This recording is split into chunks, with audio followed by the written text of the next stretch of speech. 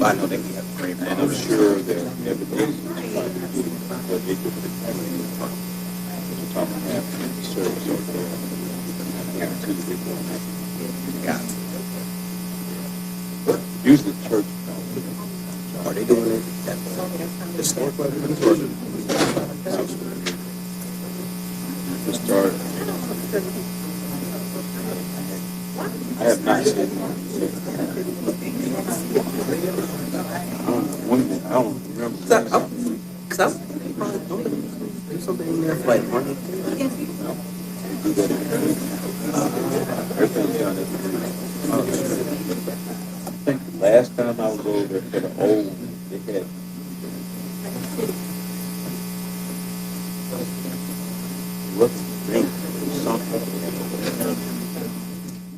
Everyone, just a quick update. We have one more council member that is in the building on the way, and then we will get started here momentarily when we have quorum.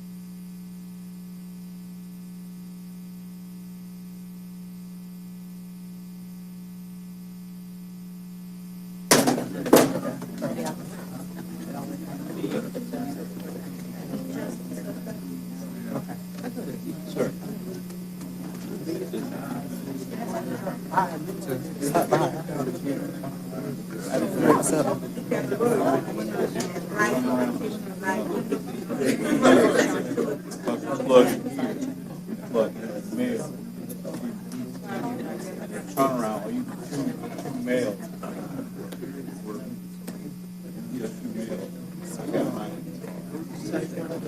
Okay.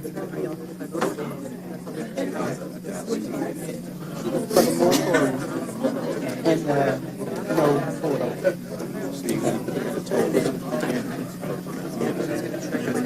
It works.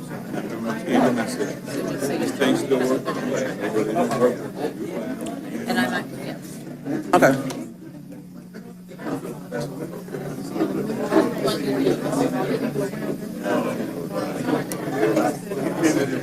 Right back. He said he's going to call back. No, we can't let nobody out. Hey, everybody. You said what now? He's going to call me right back. What you need is Yeah, he said he was going to call me right back. yeah, we can't see what we got up here.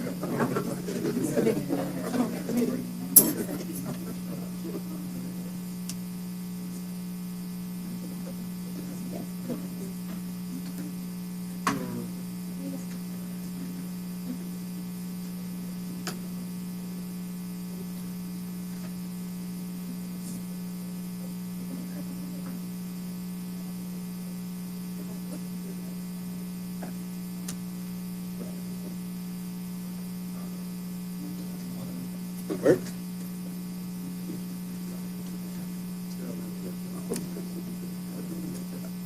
Oh, yeah. Figure something out right now. Okay. Appreciate it.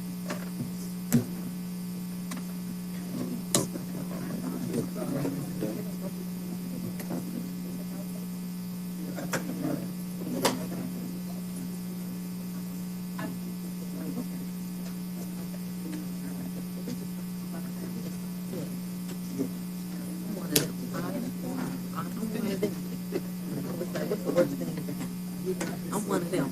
You know that about me. I'm one of them. I'm one of them. What's the worst thing? I don't know who's gonna be here tomorrow besides me. I haven't had anybody else confirm. Tomorrow. They say you just read it now. Everything is like it's the morning. My friends, I can my friends. I don't know. Nobody responded, but I figured out. Audio check or something, somebody. I can get all my friends.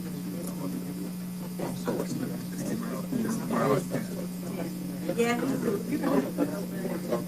Yeah, passing. My breath is on, that's my last. My count there on live.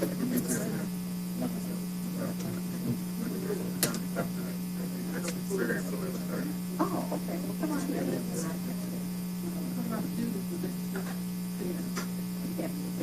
Hey, Tim. I'm not. Tim, how you doing? What we doing? Guys, Hey, quick question, you see my level? Well, I'm getting all the period of time when I test it out.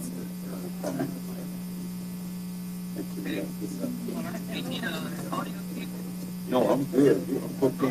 I'm hooked in, but I just want somebody to talk on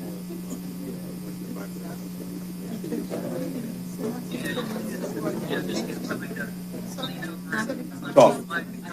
Right, yes. I can't talk. Listen. Test.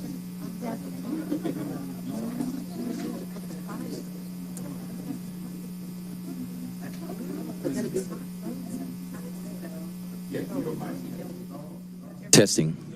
Okay. All right.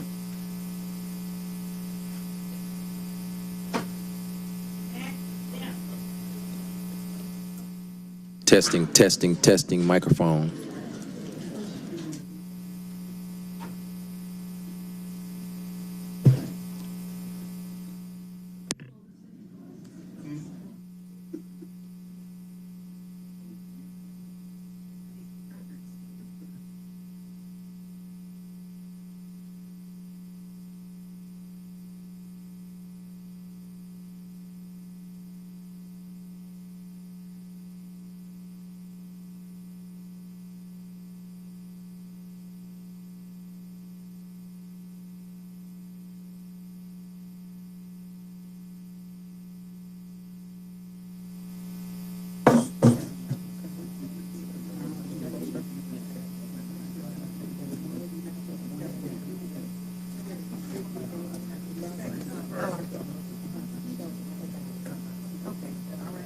Get it all in one big day.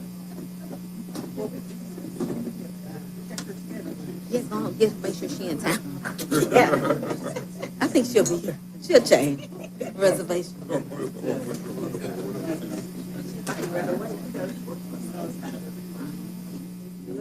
Testing, testing, microphone, testing. Testing, testing. Got it? Okay.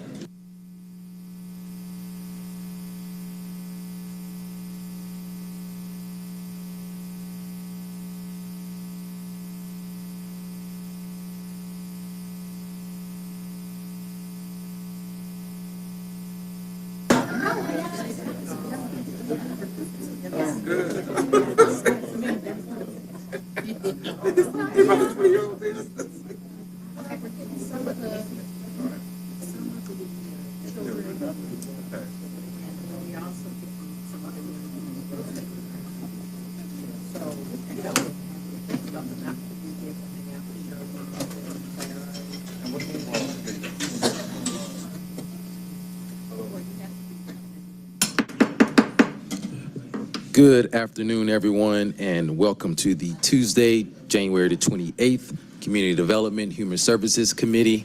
I am Jason Winston, chair of the committee. I am joined by my colleagues. To my right, Councilmember Andrea Boone. To my far left, we have Councilmember Matt Westmoreland, and to my immediate left, we have Councilmember Liliana Bakhtiari. This does constitute a quorum, so I do officially call this meeting to order. I will make a motion to adopt the agenda. Is there a second? No, second. We have a second by Bakhtiari. Can you please open the vote?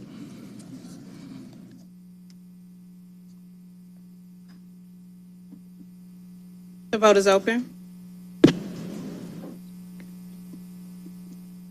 The vote is closed. 4 yeas, 0 nays. The agenda is adopted. Thank you, colleagues. I know you had an opportunity to look over the minutes from our last meeting. We have a motion to approve by Councilmember Westmoreland, second by Bakhtiari. Can you please open the vote? The vote is open. The vote is closed. 4 yeas, 0 nays. The minutes are approved. Thank you. Next, I just want to remind my colleagues that we are aiming to adopt our 2025 goals and objectives at our February 11th meeting. So please send any recommendations or changes you have prior to that meeting so that we can adopt those on our February the 11th meeting. Next, this takes us to the public comment section of our agenda. We do have several people that have signed up for public comment today, so I'll remind you that you'll have 3 minutes. I'll gently remind you when there's 30 seconds left, and so we will get started. Our first speaker is Henry Jordan.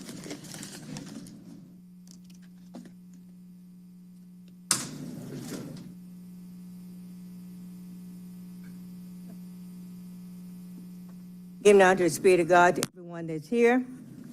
Woe unto him that buildeth his house by unrighteousness, and his chambers by wrong, that useth his neighbor's service without wages, and giveth him not for his work.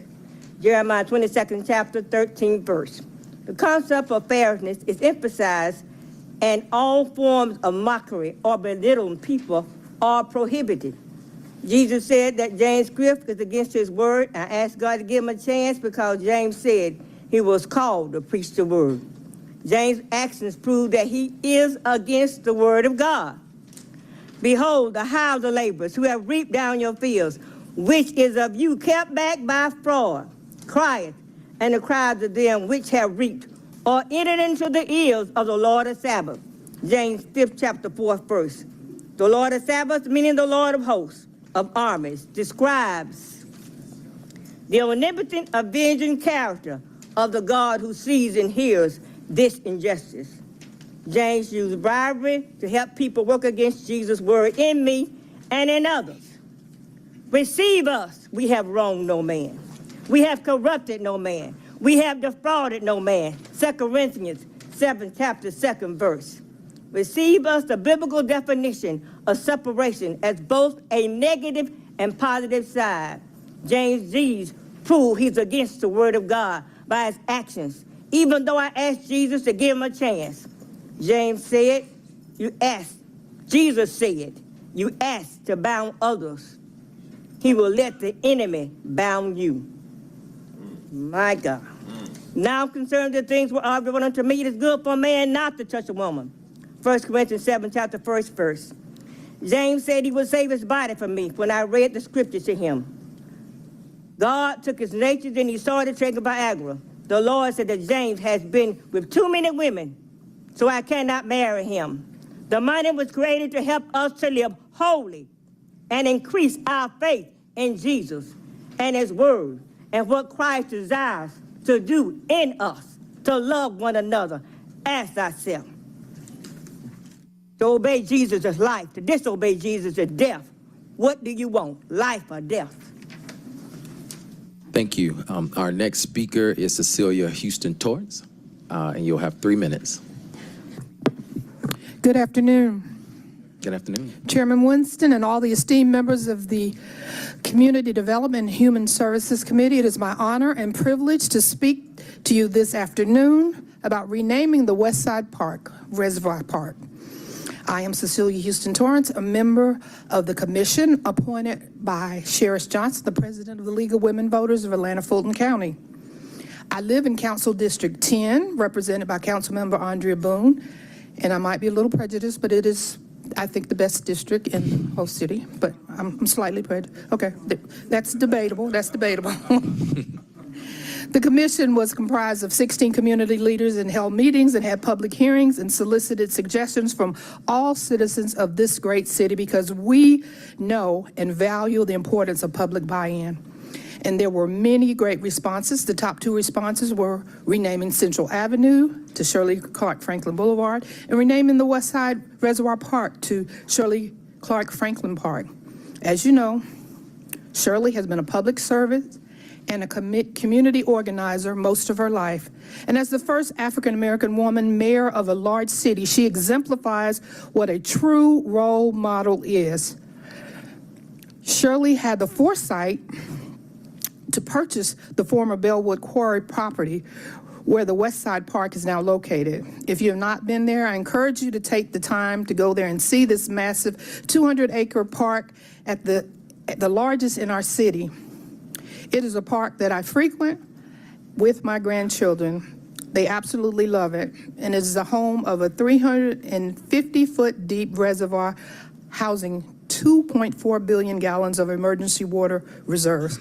Without the foresight of Mayor Shirley Clark Franklin, the city's largest green space would not have been possible. This is a fantastic way of honoring this living legend while she is still here to smell the flowers. I encourage each of you to support this ordinance. And in the interest of full disclosure, Shirley Clark Franklin is also a member of the Nature Girls that I and Sue are also a member of, and we walk at the Cascade Springs Nature Preserve. Thank you. All right, thank you very much. Our next speaker is Imar Candy. You'll have 3 minutes. Chairman Winston and the members of the CDHR committee, it's good to be here with you this afternoon and to follow up, in the words of my colleague Cecilia Houston Torrance, to talk about the recommendations that really came from the greater Atlanta community. The commission did a very extensive outreach, both as individuals on the commission to make sure our networks and our communities were engaged in the process, as well as outreach to the library system, outreach here at City Hall, and of course tapping into technology. And of course, as Cecilia mentioned, those recommendations came forward. And the top 2 were the renaming of the West Side Park, as well as a street in honor of former Atlanta Mayor Shirley Franklin. So we just come to ask for your support from what the people have spoken is one of many ways that would be appropriate to honor this distinguished woman and distinguished leader, that we may do this as just a small sampling of the contributions that she has given to this city and continues to give to this city. I think it is very synergistic, particularly around the parks being renamed, because of her continuous around helping to develop green space during her administration, as well as being an avid gardener right now in the Southwest Atlanta community. So I think this speaks, and her being a curator of community and bringing diverse backgrounds of people together. And we know that's what our parks do throughout the city of Atlanta. So we encourage you to support this effort and to really support what the people have said that they feel is the right way to honor this great woman. Thank you. All right, thank you, and good to see you. Next, our speaker is Ms. Sue Ross. You'll have 3 minutes. Bring this down. Good morning, Chair Winston and council members, Boone, Bakhtiari, and Westmoreland. It's a pleasure to see you and to be with you again today. My colleagues from the Shirley Clark Franklin Commission have pretty much said it all, but I want to also say that this is an appropriate time because she is approaching her 80th birthday, which will be in May. And so this is the perfect time to honor Shirley in these ways that will benefit all of our city residents and visitors.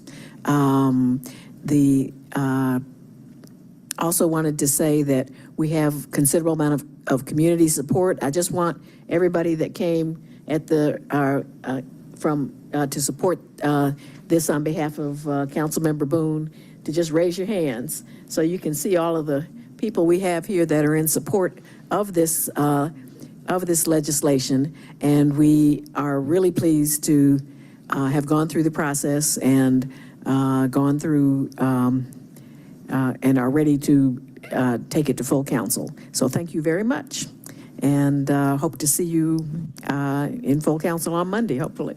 All right, thank you so much. Our next speaker is Monica Johnson. And you'll have 3 minutes.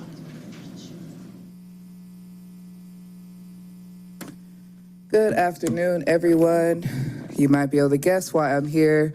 I want to speak in favor of resolutions on the agenda, but also to go forward further and to say that we should have a complete end to the sweeps for as long as possible. Homelessness is not something that can be swept. It's something that has to be rooted out by policy that puts people first. And we see that the method of trying to get rid of people has resulted in a murder, in the murder of Cornelius Taylor. So I want to encourage everyone to take this moment where it is a real time for reckoning, to make a change and to make a difference in the way that we do things in Atlanta. So you guys have the power to make this be a new day in the policy towards people who don't have homes, towards all of us who are struggling to keep our housing as well. We want a housing first policy instead of, the money that we have to spend later on for health costs, for costs included in incarceration. We can spend that money and just put people in homes. So that's what we want to put forward here. I know that everyone has been shocked by this situation, but we really need to sober-mindedly look at this situation and see that what we have been doing is not working, and that we need to stop to the sweeps indefinitely, and we need to put people in housing. Thank you. Thank you. Our next speaker is Tim Franson. You'll have 3 minutes. Good afternoon. Good afternoon. Again, I've come to y'all today as partners in seeking justice around the issue of Atlanta's approach to ending homelessness. I maintain that it is my belief that what drove that bulldozer was Atlanta's policy, and that's what needs to be confronted and changed. We need an end to the sweeps that doesn't have a time limit. The only place we need to be sweeping with love, and we need to be putting people into permanent affordable housing. Oftentimes I hear folks that work around this issue for the city claim that we have a housing first approach. Housing first means taking somebody out of homelessness and putting them into permanent housing and then giving them wraparound services. Well, we've been down there for weeks, and some folks in here for years, working with the homeless that have, over and over again said that the approach that they experience is not just bulldozers, but also being put into shelters that are under-resourced, where they're treated inhumanely. Some of them have complained about being assaulted in various ways and being put out just 24 hours later. And so what these sweeps end up doing is they take a very a struggling demographic, folks that already have a lot of insecurity, don't have much agency. It destroys what little they have and puts them right back out at square zero, where you may have just had a tent and some belongings. Now you have nothing once again. And so this is a failed approach. This is what drove that bulldozer. And then the other thing that just want to confront, having been down there and seen the pools of blood that belonged to Cornelius Taylor, the pools of blood. Yesterday we saw a police report come out that couldn't be true. You don't have to be a detective to know that it is just patently false. It describes a superhuman person who somehow took an overdose of drugs, and then as a bulldozer was coming through, magically jumped inside of a tent just in time to start, flailing about, and was taken to the hospital as a result of this, overdose. We go down there and see pools of blood, and we talk to all the many eyewitnesses that saw this man crushed by a bulldozer. And so we just want to point out this, bald-faced lie And we need to see more truth coming out of City Hall and coming out of our city leaders. And I do have faith that there's some empathy here. And I do have faith that there's a path forward, but it's going to take more than 30 days. Thank y'all. Thank you. Our next speaker is Alma Lot. You have 3 minutes.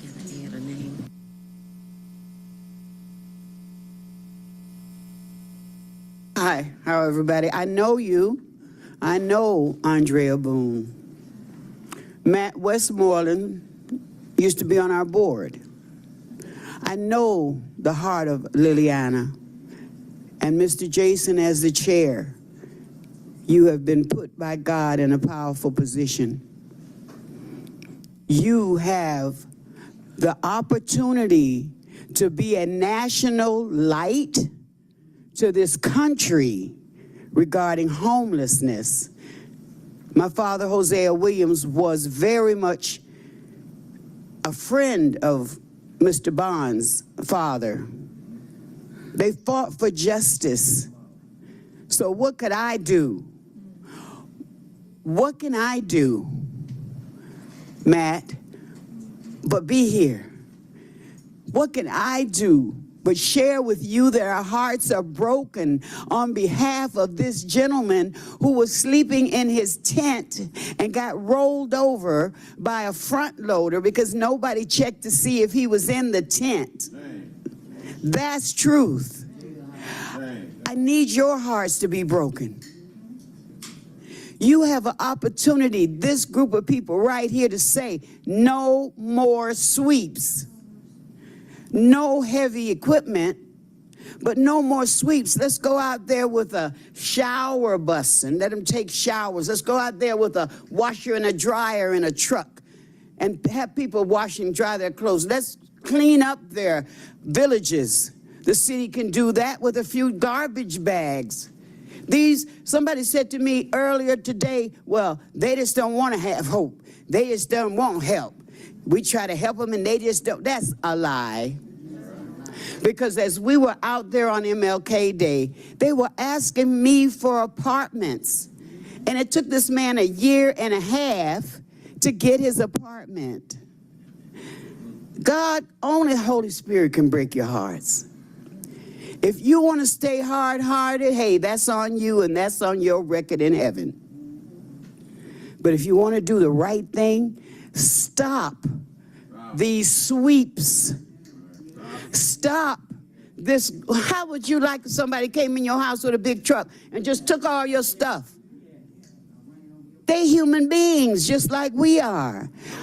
Out there, I see doctors. I see people with master's degrees, sir. These are not drug addicts. These are not people that just want to be in the street. They hit a hard road to hoe, and they ended up in the street. The city knows this,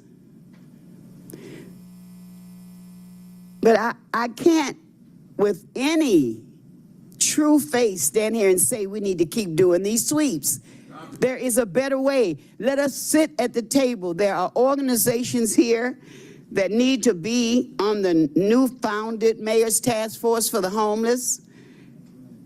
Hosea Helps, Housing Justice League, American Friends Service Committee, Concerned Black Clergy, Traveling Grace Ministries, Spark. Their involvement will ensure the task force benefits from, look, you can't go to somebody. Just time has expired, but we do have a list of the individuals that are good. So I wasted that few seconds. We'll definitely go through that list here. But I will just say, you know what the right thing to do is. Do the right thing. Do the right thing. Thank you. We appreciate it. In Jesus' name. Amen. Thank you. Our next speaker is Jonathan Hull. Oh, sorry. Ooh. Good afternoon. Sorry, 1 second. Let me just make sure we got everybody. Okay, got it. All right, now we have Ms. Alma Lot. Now you have Ms. Alma Lot. Good afternoon. Good afternoon. I said I wasn't going to come to this city for a minute, and I had stopped coming. But when I seen on the news how y'all just forget about people, totally forget about people, it just hurts. Who was sending heavy equipment on a homeless, where homeless people at? I don't understand. Some kind of way y'all got to start having the heart. For the past 10 years, I've been telling y'all the same thing over and over again. Our communities need help. Y'all are still making people homeless and saying you're trying to help homeless. You can't help the homeless when you're making families homeless. You have people, you have families sleeping in cars. Come on, guys. Y'all know better. And the census report that y'all put together, y'all know it was fake. We don't live in Sandy Springs. We don't live in Buckhead. Y'all know the city of Atlanta was with a lot of low-income families. It's heartless of y'all to send a false report to Washington, D.C. It's sad. And y'all still saying y'all helping people. I got to figure out where. I work with people every day. Every day. And I'm in a bad situation myself, but I can't close my eyes. And I would never close my eyes. I'm out still to speak out on y'all. Because y'all know what's happening. Y'all ride through y'all communities. Y'all ride through Vine City, Ingles Avenue, West End, downtown area communities. These are people that had housing y'all put on the streets. Over half of them. Because you all have overrated the rent. Rent is too high. Families have a choice, gas bill, light bill, or rent. They choose to rent. They can't afford light and gas. What are y'all doing? Y'all don't take nobody reports. Y'all don't take the list of homeless. Y'all don't take nothing. And I'm not putting this just on one person. I'm putting it on all the city council members because y'all know what's going on in these communities. People have spoken to y'all. They have faced y'all. And y'all fall asleep. It go in one ear and out the other. Give us some help in our community. Stop putting out false reports like you are helping us. Y'all are not helping us. Give us some help. Give the people some more hope. Get these babies and youth off the streets. Y'all need to be ashamed of yourselves. Thank you. Just want to just acknowledge we've been joined by Councilmember Michael Julian Bond. Our next speaker is Jonathan Hole. Sorry if I mispronounced your last name. Good afternoon. My last name is pronounced Holly, but I appreciate that. Yeah. I'm here to reiterate what my colleagues have said with the Justice for Cornelius Taylor Coalition. The sweeps need to stop. They need to stop indefinitely. It is not enough to pause them for 30 days. I want to make something clear here. If somebody came to your home and threatened to remove you by force, that would be an injustice. It would not be less of an injustice if they did it 30 days later. That's not how injustice works. Stop the sweeps, first thing, find a better way. That's your job. That's all I have to say. Thank you. Yeah. Thank you. Our next speaker is Matthew Nursey. You'll have 3 minutes.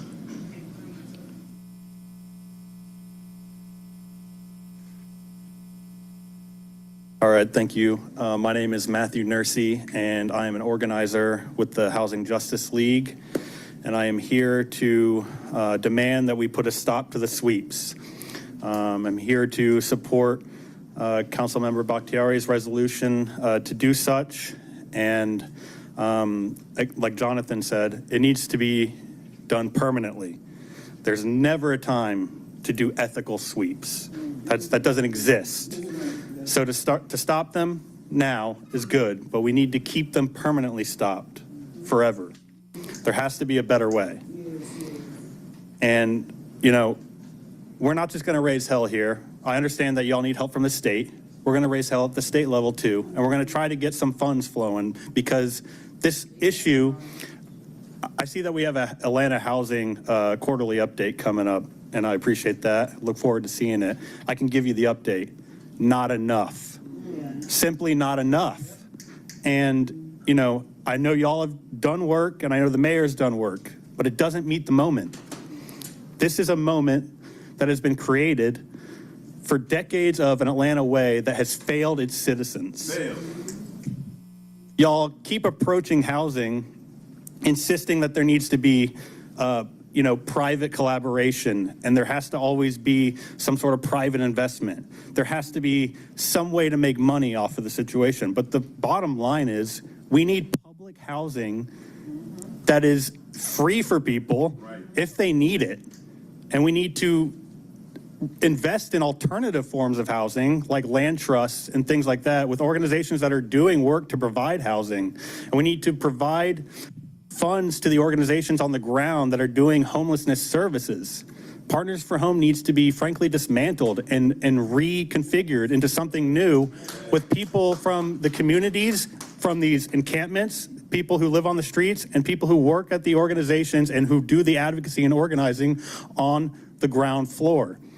So I'm just saying, we need to figure out a way to provide housing first, and then wraparound services such as healthcare, job placement. Most of us in this country, especially in this city, live paycheck to paycheck. We are literally one accident away from being on the streets. And I don't know how y'all here and how the people under the Gold Dome can drive into work every day and see people living in tents and not do something about it. So now is the moment. We must meet it. This is a great opportunity to create a new Atlanta way that works for all of us. Thank you. Our next speaker is Jawakar Sherwani. You'll have 3 minutes. Everyone. Bring the microphone down. Good afternoon. Hello, everyone. My name is Jawahir Sherwani. I'm part of the community of Atlanta. I just moved about a year ago here.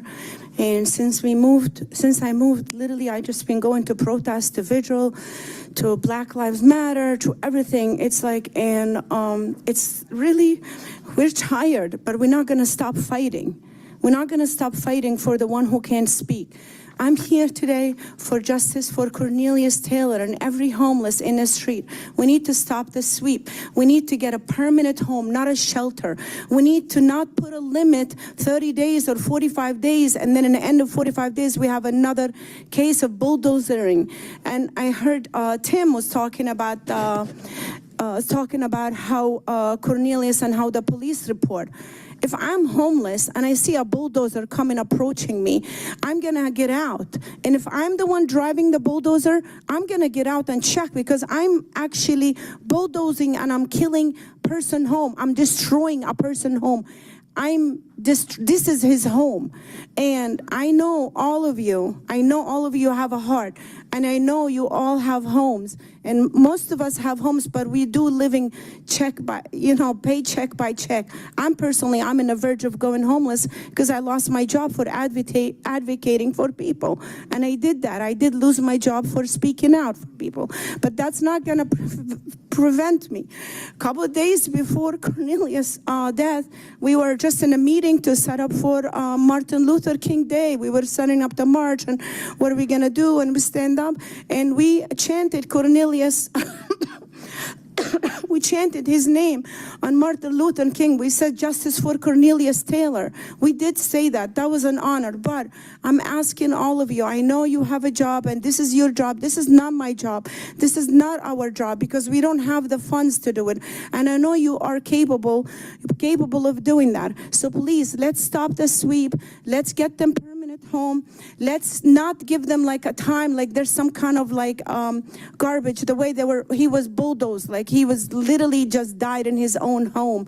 And it was the worst death. And the mayor last week, he refused to get the letter from the mom, even just to get out and say my condolences. It doesn't matter how you feel. You get out and said, I'm sorry about this. We're gonna try to fix it. It's not about the color. It's about there's injustice for every race, for the color, for the people of of gender. So we need to stop that as a community here. And I love living in Atlanta, but I'm tired of keep going to vigils and keep going to prayers, speaking up. But I'm not tired for not speaking. I will keep doing it. We are going to keep doing it. Today, a lot of us didn't go to work. They miss a day of work to come in here. You guys have your job and your home to go back to. It's secure. So please, let's stop the sweep. Let's get a permanent home for all the homeless, and let's stop bulldozing them and put them in a home. Please put them in a home and treat them as a human being. Peace and love to all of you. Thank you. Thank you. Our next speaker is Willie Davis. You have 3 minutes. Thank you. I'm here on behalf of the Cornelius Taylor's family. They are preparing for his funeral services and they could not be here today, but I'd like to read a statement to you all. I also was asked that it be passed out to you, but the statement is as such. Dear Atlanta, to the citizens of Atlanta, we are deeply grateful for the outpouring of love and support you have shown us in the wake of this profound loss. Your solidarity and compassion have been a source of strength during this incredibly difficult time. We also want to extend our gratitude to the organizers, advocates, and community members who have committed to ensuring that Cornelius's death will not be in vain. We firmly believe that the most meaningful way to honor Cornelius's life is through systematic change. Change that addresses the policies and procedures impacting our unhoused brothers and sisters. We're calling for an immediate end to the sweeping of villages and encampments where Atlanta's unhoused residents live. These actions uproot lives, disrupt fragile stability, and destroy the little that many have left. Instead, we urge city leaders to prioritize permanent housing solutions as the first step before taking measures that displace these vulnerable individuals. It is our hope that the legislative discussions happening today will lead to profound and lasting change in public policy, setting a precedent for humane treatment, support, and love for the unhoused. Atlanta has long been recognized as a beacon of hope, a citadel for civil rights, and a place where dreams can flourish. As the family of Cornelius Taylor, we ask that Atlanta remain true to his legacy by becoming a city where every person, regardless of their current circumstances, can dare to dream and find a path to dignity and stability. We invite all of you to join us in celebrating Cornelius' life at his homegoing service on Monday, February the 3rd at 11 a.m. at historic Ebenezer Baptist Church. Until then, may God bless and keep each of you. Thank you. Thank you. Our next speaker is Danny Corwick. You'll have 3 minutes.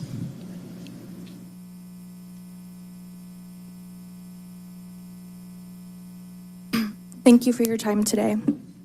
I would also like to personally thank Liliana, who was at the vigil. I would like to take a moment of silence. I know we have a couple of folks that are taking notes, that are on their computers, that are on their phones, and I would like to just take a moment of silence for Cornelius. May we never be desensitized to the monstrosity and the entirely needless and preventable tragedy that happened to him.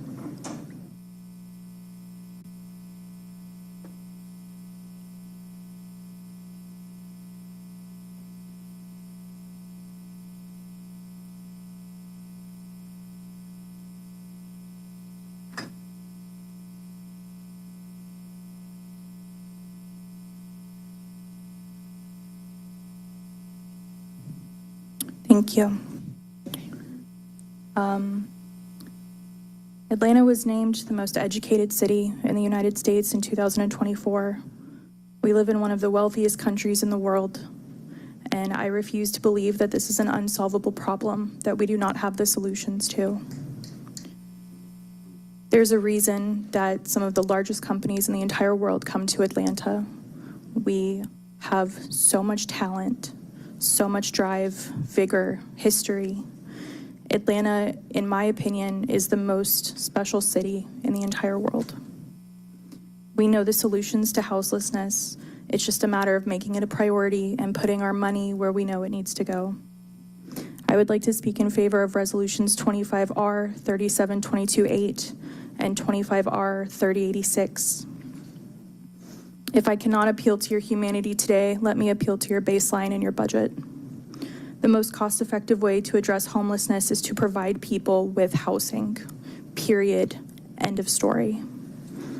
A 2007 study based in LA found that counties which implemented supportive housing saved about 20% rather than relying on law enforcement and emergency room visits.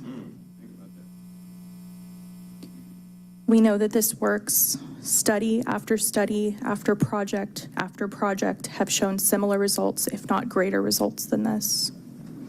It's time to prioritize these policies and ensure that what happened to Cornelius Taylor never, ever happens again. Atlanta is better than this. Thank you. Thank you. Our next speaker is Ron Shakir. You have 3 minutes. Ron Shakir, Southwest Atlanta. Atlanta, that special place. Atlanta was the first city in the country to demolish Atlanta was the first city in the country to build public housing.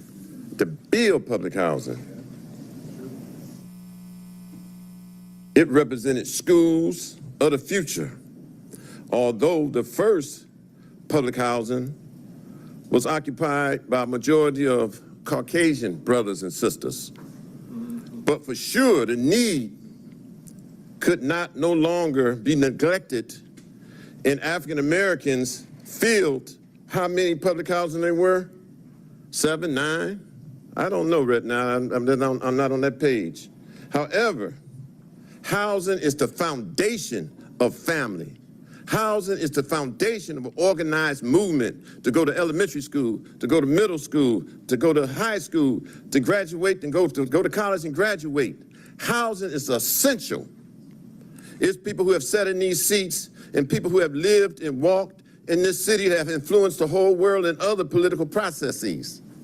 I think of C.T. Martin, but everybody know Dr. Martin Luther King, what his voice was as far as human dignity, freedom, and justice. It was centered around housing. Was it a crime to create public housing? Why was the city of Atlanta need to be the first to demolish all their public housing, Mr. Westmoreland? Because it's connected to our education systems. Does our education system mean anything? With the rate of privatization, it doesn't, but with the breakup of communities are being lost because of housing, lack of housing. Perry Homes, Carver Homes, Jordanland, East Lake Meadows, all these communities don't matter? Well, they run into each other. They come together at a public place, of public schools, get to know each other, and they become leaders, and they get elected. Or Shirley Franklin, or Maynard Jackson get elected. Where are the voices, the strong voices that stands up for housing? The fact that this young man got ran over, sleeping, how ungodly process could that take place in? How did that work? Where there wasn't nobody out in front that's clearing the path? Did nobody know the history of the fact that people were sleeping here that was homeless? The fact is, we have lost our sensitivity. We lose our sensitivity and we lose our awareness. The fact is, we cannot close our eyes to the injustice of the housing and destroying public and closing public housing, and we need to go back and return to public housing because public housing mattered. Thank you. Our next speaker is Erica Mead.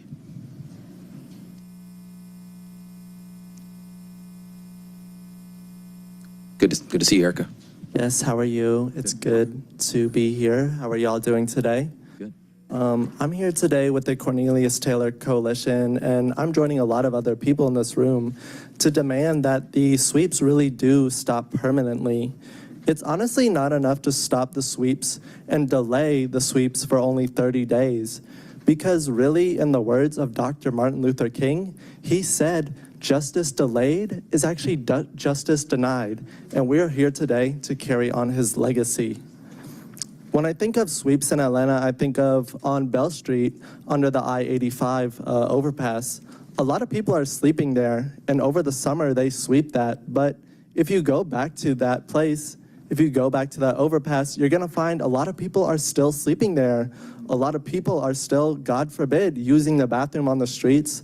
They're still, you know, sleeping there, and essentially, let's look at the proof in the pudding. It doesn't work. If y'all are the housing committee, what y'all need to do as somebody who y'all represent is let's see the study that sweeps work. That's y'all's job. If y'all can't provide actual facts and actual data that sweeps work, then why are you fighting for it? I understand that y'all have private business interest but at the end of the day, the interest that y'all need to really look at is the working class people.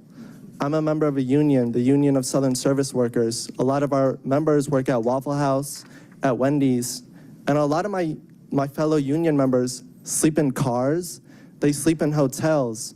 How many of y'all sleep in a hotel? None of y'all. None of y'all, I don't know y'all's history, but are y'all sleeping in a hotel right now?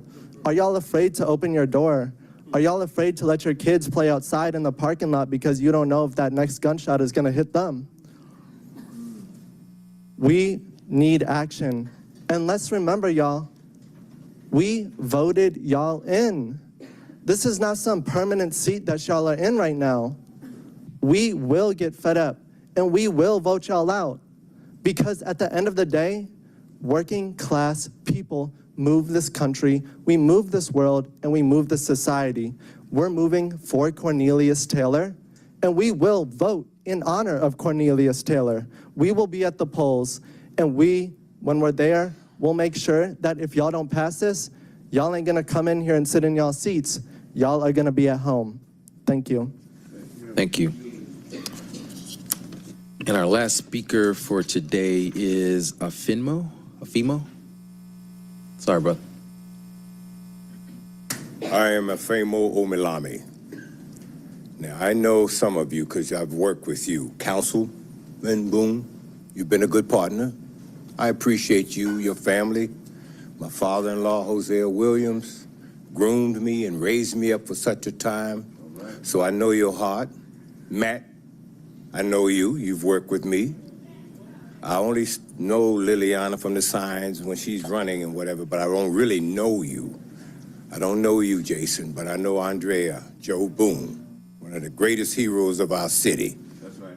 So y'all know what the deal is. Now, who your allegiance to is the question. Are you with us or against us? Now, all the years of my friendship, it doesn't mean it identifies you as who you are with the movement we have. I need you to step forward and make it clear what side you are really on, and not be pressured by the powers that be to make decisions about your own future. Put all of that aside and put this man in front of you. If it was your kinfolk, if it was your loved one, what would you want for him? I want the truth to come out, transparency, and let it be known to the community of Atlanta what really happened. Don't demonize this man or with some reports. That's always the case. Come on, you can be more creative than that. I'm holding you accountable. I love you. We've been feeding people in this city, but do you think there's something we get great pleasure out of? It's heartbreaking to keep doing the same thing over and over, going under the bridges, feeding the people, giving them the clothes, rent assistance, utility assistance, 54 years. We started it because Hosea Williams saw a man eating out of the garbage can right up from Dr. King's office. What an insult, what a slap in the face of a great hero like Martin Luther King Jr. And here the man's eating out of a garbage can when he gave his life. That's how this situation feels. That's exactly how this feels. What an insult to these powers that be, that gave us great impetus to go forward. Yes. The Martin Luther King Jr.'s, the Ralph David Abernathy's, the Julian Barnes, C.T. Vivian, John Lewis. I can keep naming them, Eric Terrell, on and on and on. So we're not going to stop. Councilman, you know me, you know us. We're not going to stop. Andrea, you know what we're going to do. We're going to press forward regardless. We don't care about the rest of this stuff. We're going to stay on this. So I need to know you're either with us or you're not. Then I can deal with you accordingly. Because we can't play around with all this right now. This is life and death. Show justice by what you're going to do for this man's family and honor his name. I expect to see you at his homegoing at Ebenezer. Then I'm gonna know a lot about you then, and I expect everybody else in here to be there with us as well. Do not disappoint us. You're the children of heroes. Don't disappoint us. You know the legacy that's on you. Yes. Do not disappoint us. Thank you, brother. Thank you. Thank you. Thank you to everyone that signed up for public comment today. I just would encourage you all to stick around. We have 2 pieces of legislation that we'll be discussing where we try to address the way the city has been handling encampment closures. So if you are able to stick around, please do. 3. Okay.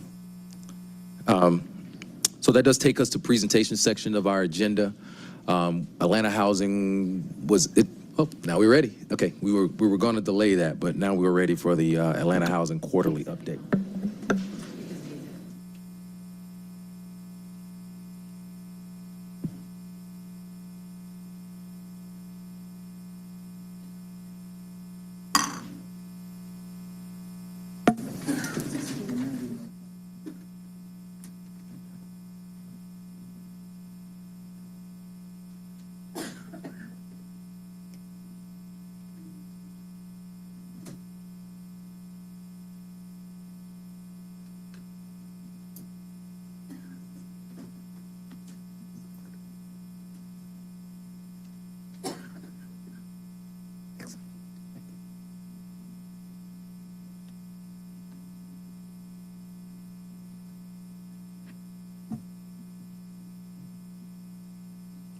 Thank you. Mr. Chair, council members, my name is Dwayne Vaughn. I serve as Chief Operating Officer for the Atlanta Housing Authority. I bring you greetings from our transformational leader, Terry Lee, who is working on some other matters at this point. And we are pleased to provide a quarterly presentation of what Atlanta Housing has done in its last quarter. As you see, we always like to ground what we're doing in the people that we serve. And so you see there's about almost 2,700 households that are being served.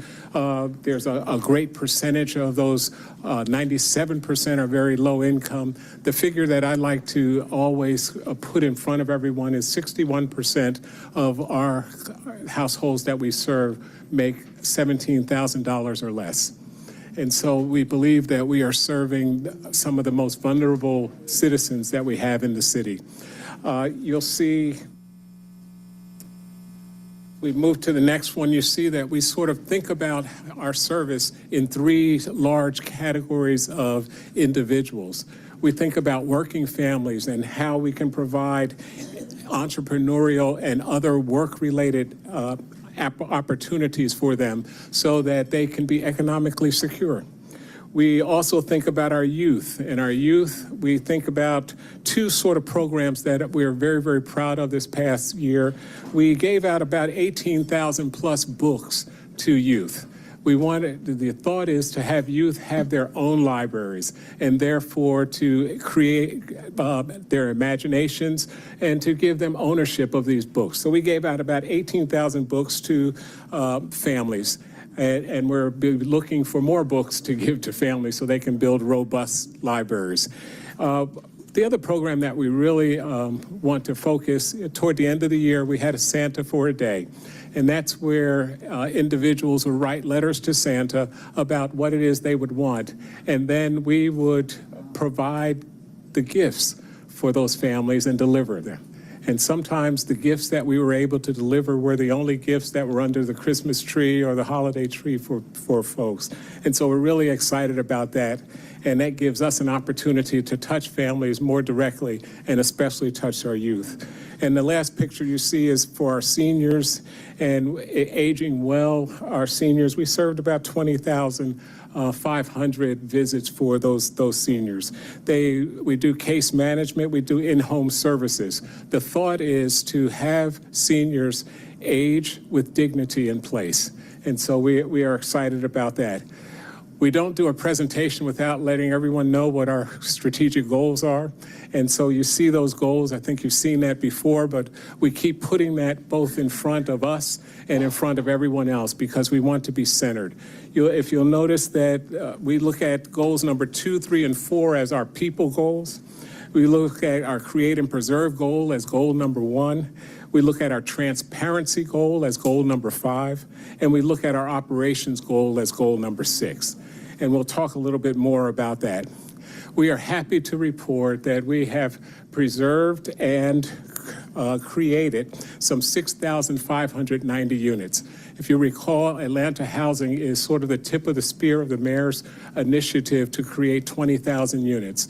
We have said to the mayor and to the city that we will create 10,000 of those units. And you can see here, we are at 66% of our goal. And so we're really happy about that and happy about what's going on.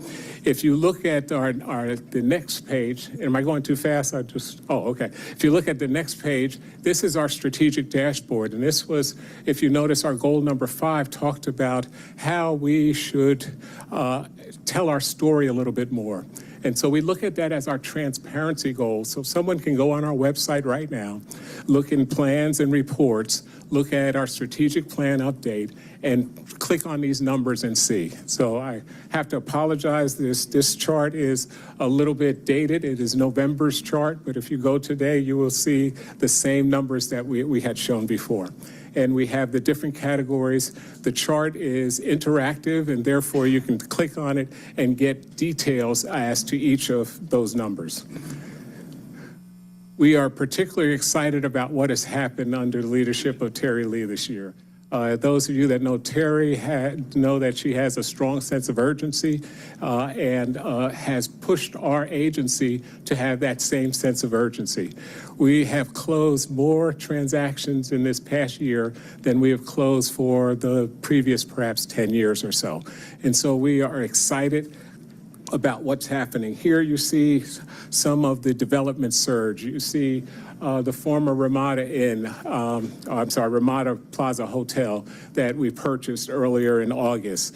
You see the Heritage at Westlake. You see sort of projects all over the place, and we are excited that we are able to show projects and show opportunities for families to live in A-class quality settings. We look at this surge a little bit more, and just on this next page, we see about 689 total units of projects. It includes Herndon 3, which is one of our high-profile particular projects. It includes Bowen Homes, the first phase of that, which is our choice neighborhoods, and we are in partnership with the city and many other entities to redevelop that entire tract. It includes Inglewood, which is, of course, adjacent to the Beltline. And so we're excited about these 3 high-profile opportunities. And then we have Stone Hogans and Villas, and you see that. So we are excited about that surge. But when we go to what's happening, that was through 2024, December. But coming up in the first half of this, we have an opportunity for 8 more closings. And closings are exciting, but what we are really trying to do is make sure that things are happening every month, every quarter, so that there are more housing opportunities for our vulnerable. You'll see that Sylvan Hills is one of the highlighted ones, and the first phase of Civic Center will be developed will be closed in the first quarter. So we are particularly pleased with that. When we look at what's coming up in 2025, This slide sort of talks about that, talks about 700 new affordable units, talks about 1,000 total units, talks about almost 500 home flex units. It talks about down payment assistance, which we'll talk about a little bit more, but about 200 families will get an opportunity to get some of Atlanta Housing's down payment assistance. And then it talks about preservation. We think that the down payment assistance is a very, very important program because it creates generational wealth for families that might not have had that opportunity before. And so we anticipate, well, in 2024, we had 236 first-time home buyers, and we expended about $5.15 or $5.2 million toward that. Our home buyer assistance program allows people to stack the home buyer assistance of $20,000, $25,000, $30,000 with other programs in the area.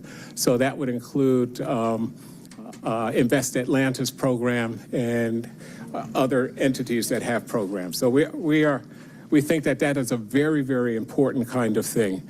Also looking at what's coming up, we see the Stadium Hotel, which is the Ramada Hotel. We see that Bowen has another 7 remaining phases, and we hope to close another phase there. Civic Center has 7 remaining phases, and we are looking to preserve some 650 units.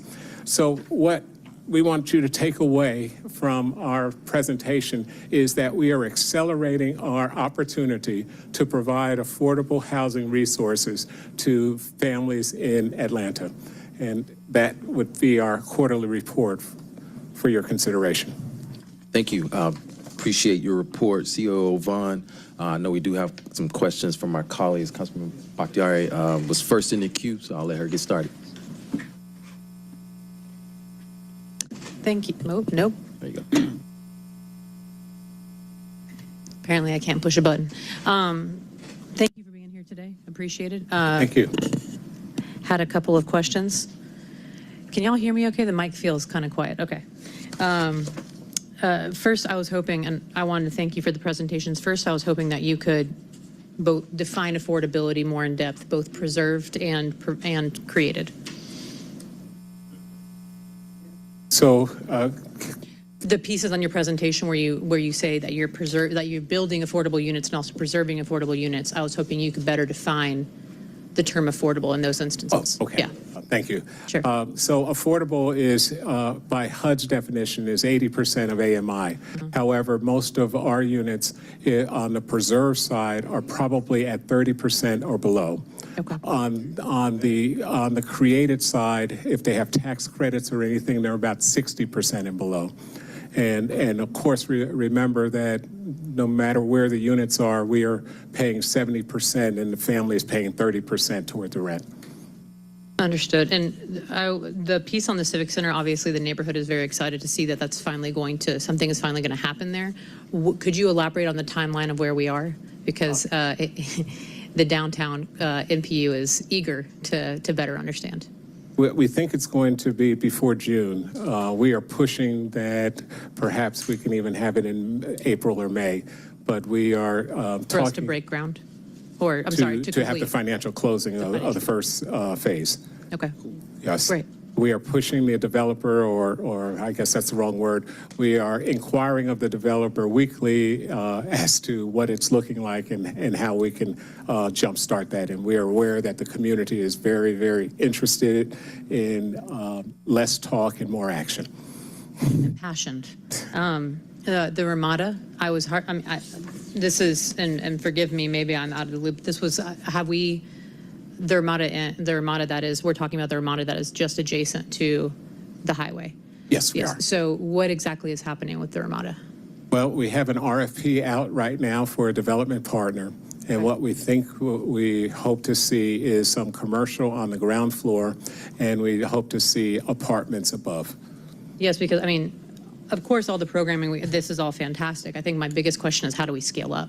Because the 200, and I know that this is that's a multi-partnered question. That's not just AHA, but I suppose my question is like the down payment assistance, all of these things. Obviously, the leading cause of displacement in Atlanta is energy burden. So obviously, seeing the assistance with the additional fees to keep people in their homes and to help them wealth build is all fantastic. I guess my question is, how do we scale up those numbers into the thousands instead of the hundreds?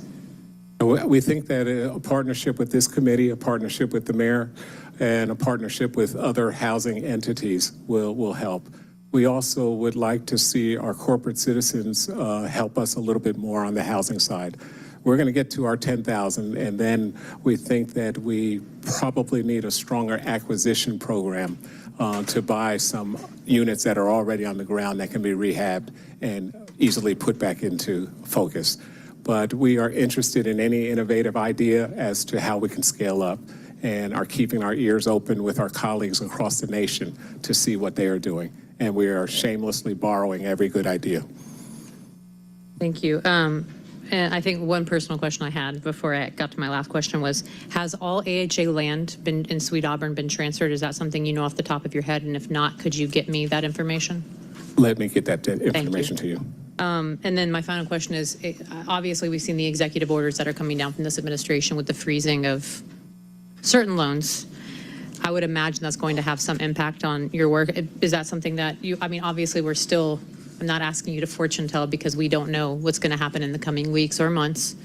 Is AHA prepared, or is this planning, do you all foresee this affecting the work deeply and perhaps, unfortunately, delaying our building of housing even further? We see it as very, very concerning. We have been looking at it all morning. Some of our team has been on the White House press conference at 1 o'clock. I know that you were delayed to this because of the fact that y'all had to be on those calls because of the executive orders coming down. And so we, as you know, get a huge percentage of our funds from HUD. Mm-hmm. We understand that the order affects HUD. However, it's unclear as to how it's actually going to be implemented. And so we are preparing for the worst, hoping for the best.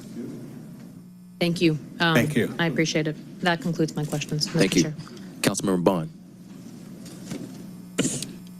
Thank you, Mr. Chair, and thank you, Mr. Vaughn, for an amazing presentation. That's a perfect segue for what I was going to ask.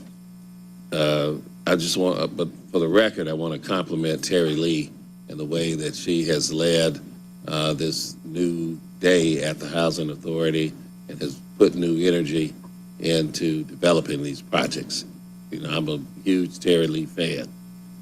But my question goes to her predecessor came to this committee and told us something disturbing, is that the HUD regulations did not allow the Atlanta Housing Authority, any other housing authority in the country, to build temporary housing or transitional housing for those who are unhoused. Is that still the case? That's our understanding, that there are some limitations. We are waiting for the confirmation of the new HUD secretary to revisit some of that. Now, given what you've just discussed with my colleague, what do you all see in the tea leaf as far as, you know, because cities across the country have been now pressuring, or there was pressure during the lead up to Election Day to have something done with these rules, right? To make them more accommodating so that transitional housing, temporary housing, housing shelters, that HUD could take that on, or rather the housing authorities that operate underneath HUD's rules could take them on. And so in this meet, I know you're just coming fresh from this meeting today, but are you all getting any indication that they're going to be altering any of these rules to make it more service oriented for what is actually taking place in reality on the ground? Well, the Secretary nominee Turner has said that one of the goals of the new administration is to reduce regulations. We are happy to hear that said, but we are waiting to see which regulations will actually get reduced. Okay, so let's do a quick hypothetical. So if the rules get relaxed and the housing authority is free to go back to its original purpose, which is to provide public housing that people can't provide for, not just mixed income. Would the primary funding for that still come from HUD, or do you have any idea of how you all would develop that? The primary funding would still come from HUD, but we are hoping that presentations like this showing our forward progress will help the charitable community and the business community invest in this enterprise of affordable housing. Okay, so, and for the current projects that you have and existing projects that you have, will the portion of funds that don't come from HUD, since you, I guess primarily now almost all of it is exclusively mixed income, that money goes into a revolving loan fund for other projects or to pay down bonds or debts? Not really. Most of the money is allocated to our development pipeline, so or to preserving units.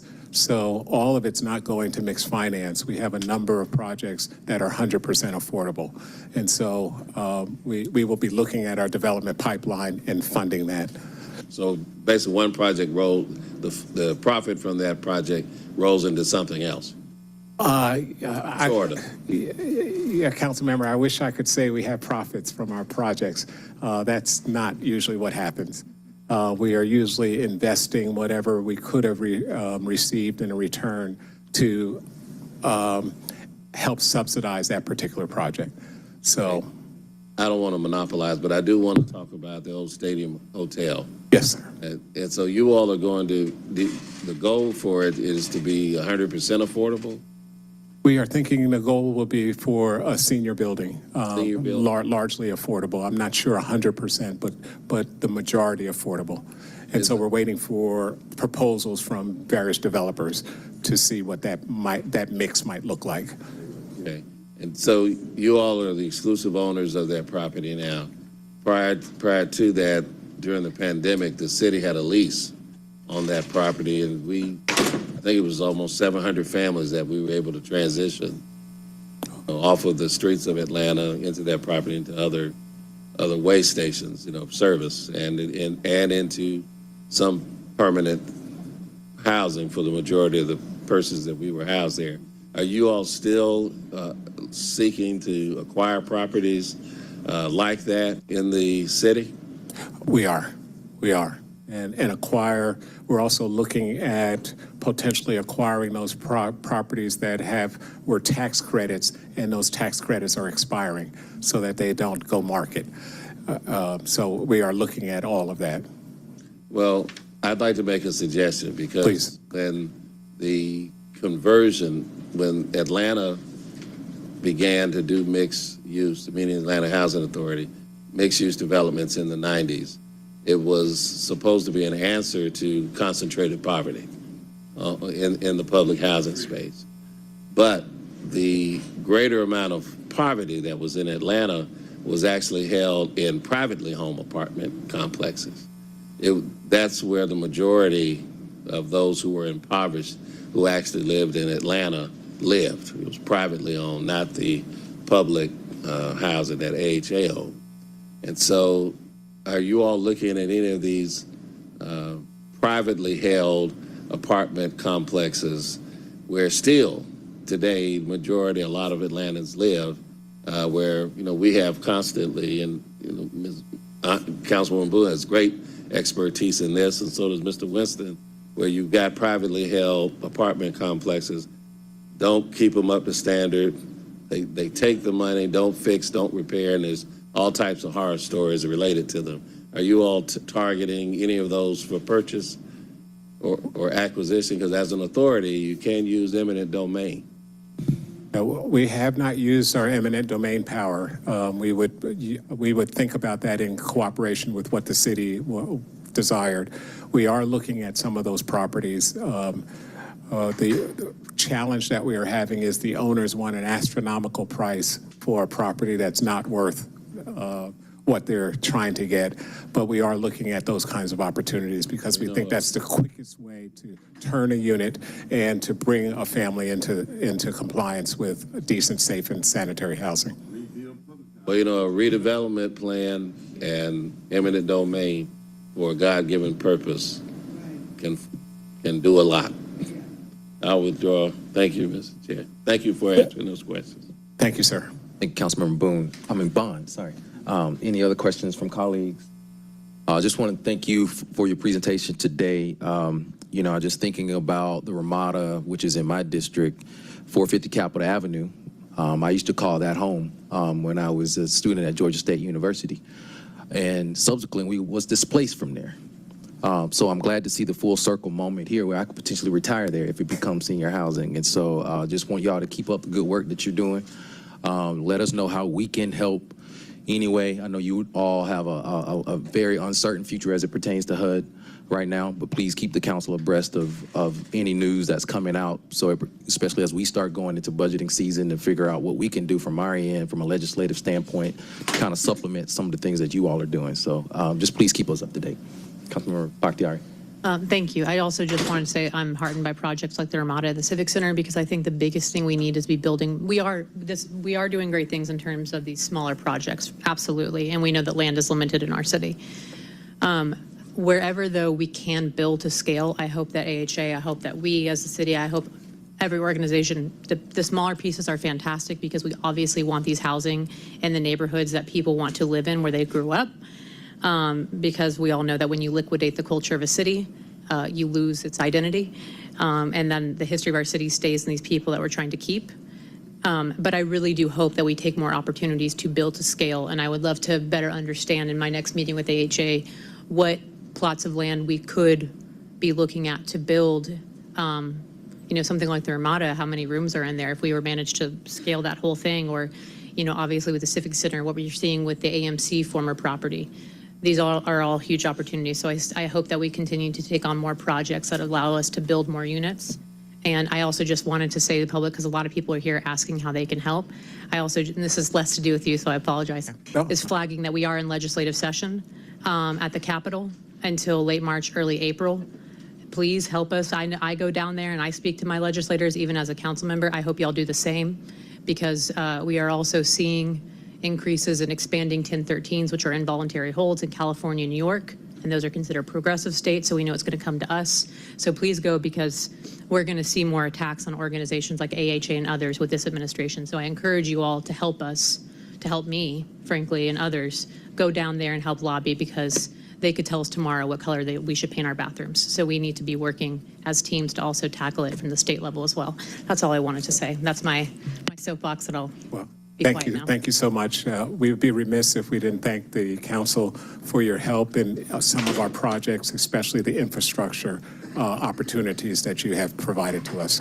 So thank you for partnering with us to serve our most vulnerable. Thank you. And colleagues, I'm going to ask Courtney English to come up to speak towards some of the freezes that we're seeing now, federal grants and loans. So I don't know if you want to speak to some of the information that we're hearing kind of breaking. Yeah, absolutely. The mayor wanted me to offer the opportunity to respond to questions as best we can about the freezes. It's certainly a pleasure to be with you today. Obviously, the administration is aware of the freezes. What we want you to know is that those freezes are, in fact, having a current impact. They are vast in scope. Currently, as we stand here right now, organizations that are currently funded by the federal government don't have access to the portal that allows them to draw down disbursement funds. And so that's everything from Atlanta Housing Authority to Partners for Home to individual nonprofits. We've got reports that affects Head Start programs and other early education programs as well. We are closely monitoring the situation. We've been on calls all morning, essentially all day with all of our partners. We've convened the whole of government to get a deeper assessment of the potential impacts. But as our COO from Atlanta Housing said, he was nice about it. Concerning is the best way to say it. Gravely distressing is how I would describe it. And so we thought it important that you know that. We candidly thought it important that the public know that as well. We are seeing reports from the White House saying that this program won't be affected or that program won't be affected. Well, they are being affected. And so there are a number of programs that rely on drawdown schedules that are, some are monthly, some are bi-monthly, some are weekly. And so organizations are facing not being able to make payroll. Payroll is usually done on Wednesday. Folks who get paid on Friday, so on and so forth. And so you all need to know that and advocate as best as you can to federal, state, and partners, and we are doing the same. Quick question for you. I know that just early news that I saw said that the federal government was advising different departments to provide, additional feedback around their budgets and some of their allocations. Did they give any indication of when that may be due or when they may get, kind of respond to some of that feedback that they're getting from the different departments? So I do not, I'm not aware of that answer. I'll get that information for you. What we have said is that we want the mayor's asked for a full assessment to be complete for all of the city governments, and we mean big C. That's all of our quasi-governmental organizations, airport, anything that has any federal impact at all, done in the next 24 to 48 hours. Okay. Any other questions coming from colleagues? Councilman Bakhtiari. I suppose, thank you for coming. I suppose my questions are around some of our more immediate infrastructure projects. I'm guessing I don't even know where to start with my questions, quite frankly. But I'm guessing we have a lot of infrastructure projects on our plate. How are we foreseeing, to quote my colleague, Councilmember Bond, how are you reading the tea leaves in terms of what we might expect? Yeah, so I think this is going to be a longer conversation. What the federal government has said today is what we know. What has been said publicly is that they're going to take a deep dive, a deep look at funding generally, and that funding is anticipated to last. I'm sorry, that freeze is anticipated to last to the early part of February. What we do know is that we need folks to absolutely make decisions in unlocking that portal as fast as humanly possible, because it does have a very real impact on lives. And so we are monitoring the situation. We'll, as soon as we know more, we'll deliver that to you. But right now, as it stands today, if you had a drawdown due to pay rent, if you had a drawdown due to cover operational costs, if you had a drawdown due, if you're a nonprofit and you have to make payroll, you are currently locked out of the portal. It's essentially the federal bank account, and you open it and you draw down funds. That portal is as of right now closed. Understood. What does this mean about projects we already got approved, the grants that we've already received that we're, getting money for still around projects like the Stitch, et cetera? What are we, I'm guessing that's a payout over time. So what does that mean? We're still assessing the larger scale projects. However, what we do know is that the current, if you drew down against that budget prior to today, that's how much money you have, and absent additional funding or them unlocking the portal, you no longer have funds to pay. And so there are entities, some of our partners, Atlanta Housing is one of them, for example, that had a drawdown earlier this month. And so they can continue their operations through the month, but that's 4 more days, essentially. And so it is bad. And so as it relates to the development projects, they're in the same boat. And so if Invest Atlanta or Atlanta Housing was required to do that drawdown, we no longer have the capacity to do that. Understood. Thank you. Thank you. And I think I'll just reiterate comments from Councilmember Bakhtiari. General Assembly is in session across the street. So if there's any other better place to go make some noise right now about how you feel about some of what you're hearing now in real time, I think that would be a good location and destination to go make your voice be heard. So we appreciate you. Thank you, Mr. Chairman. Thank you, council members. Thank you. Thank you. This does take us to the communications section of our agenda today. Sorry. 25C0005, a communication from Danielle Hampton, Chair, Audit Committee, submitting the Performance Audit Report, Moving Atlanta Forward 2024 Annual Review. Thank you. Ms. Jones. Good afternoon. Can you hear me? Good afternoon. Okay.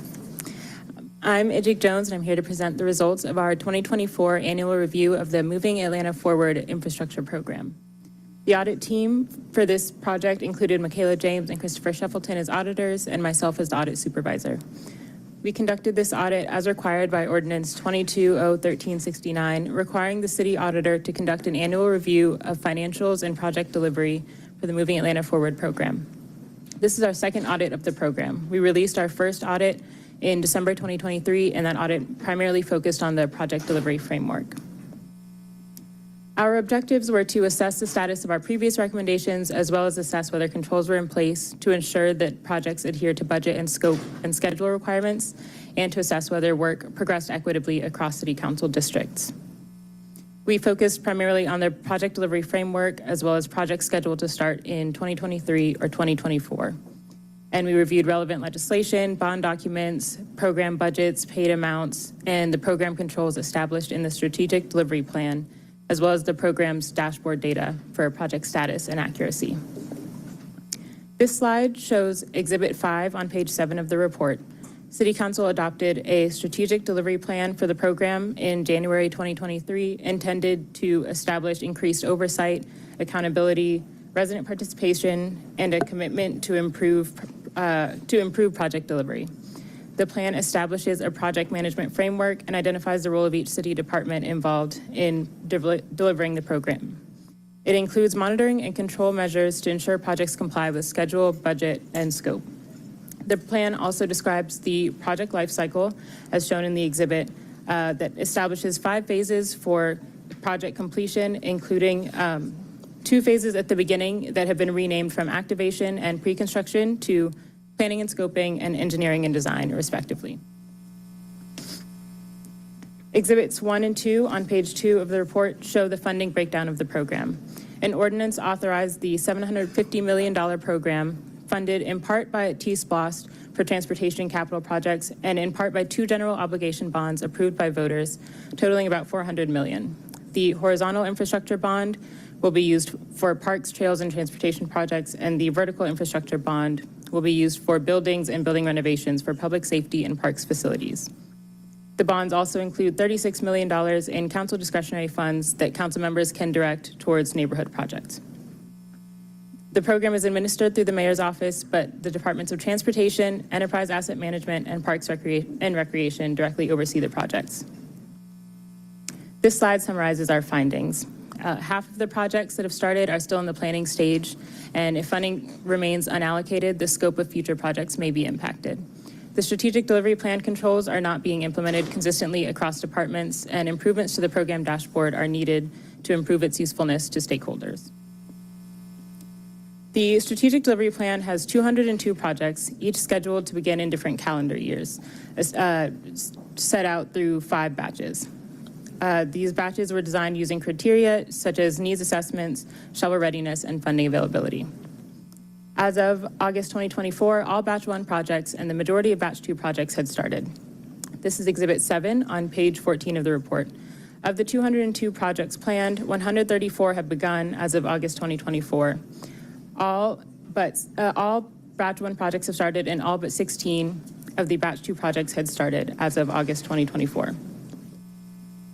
Exhibit 8 on page 16 of the report shows that as of August 2024, most of the projects in batches 1 and 2 have not progressed beyond the planning and scoping phase. This is the first project phase and involves assigning a project manager, preparing initial planning documentation, and establishing initial budget, scope, and schedule, and risks and responsibilities.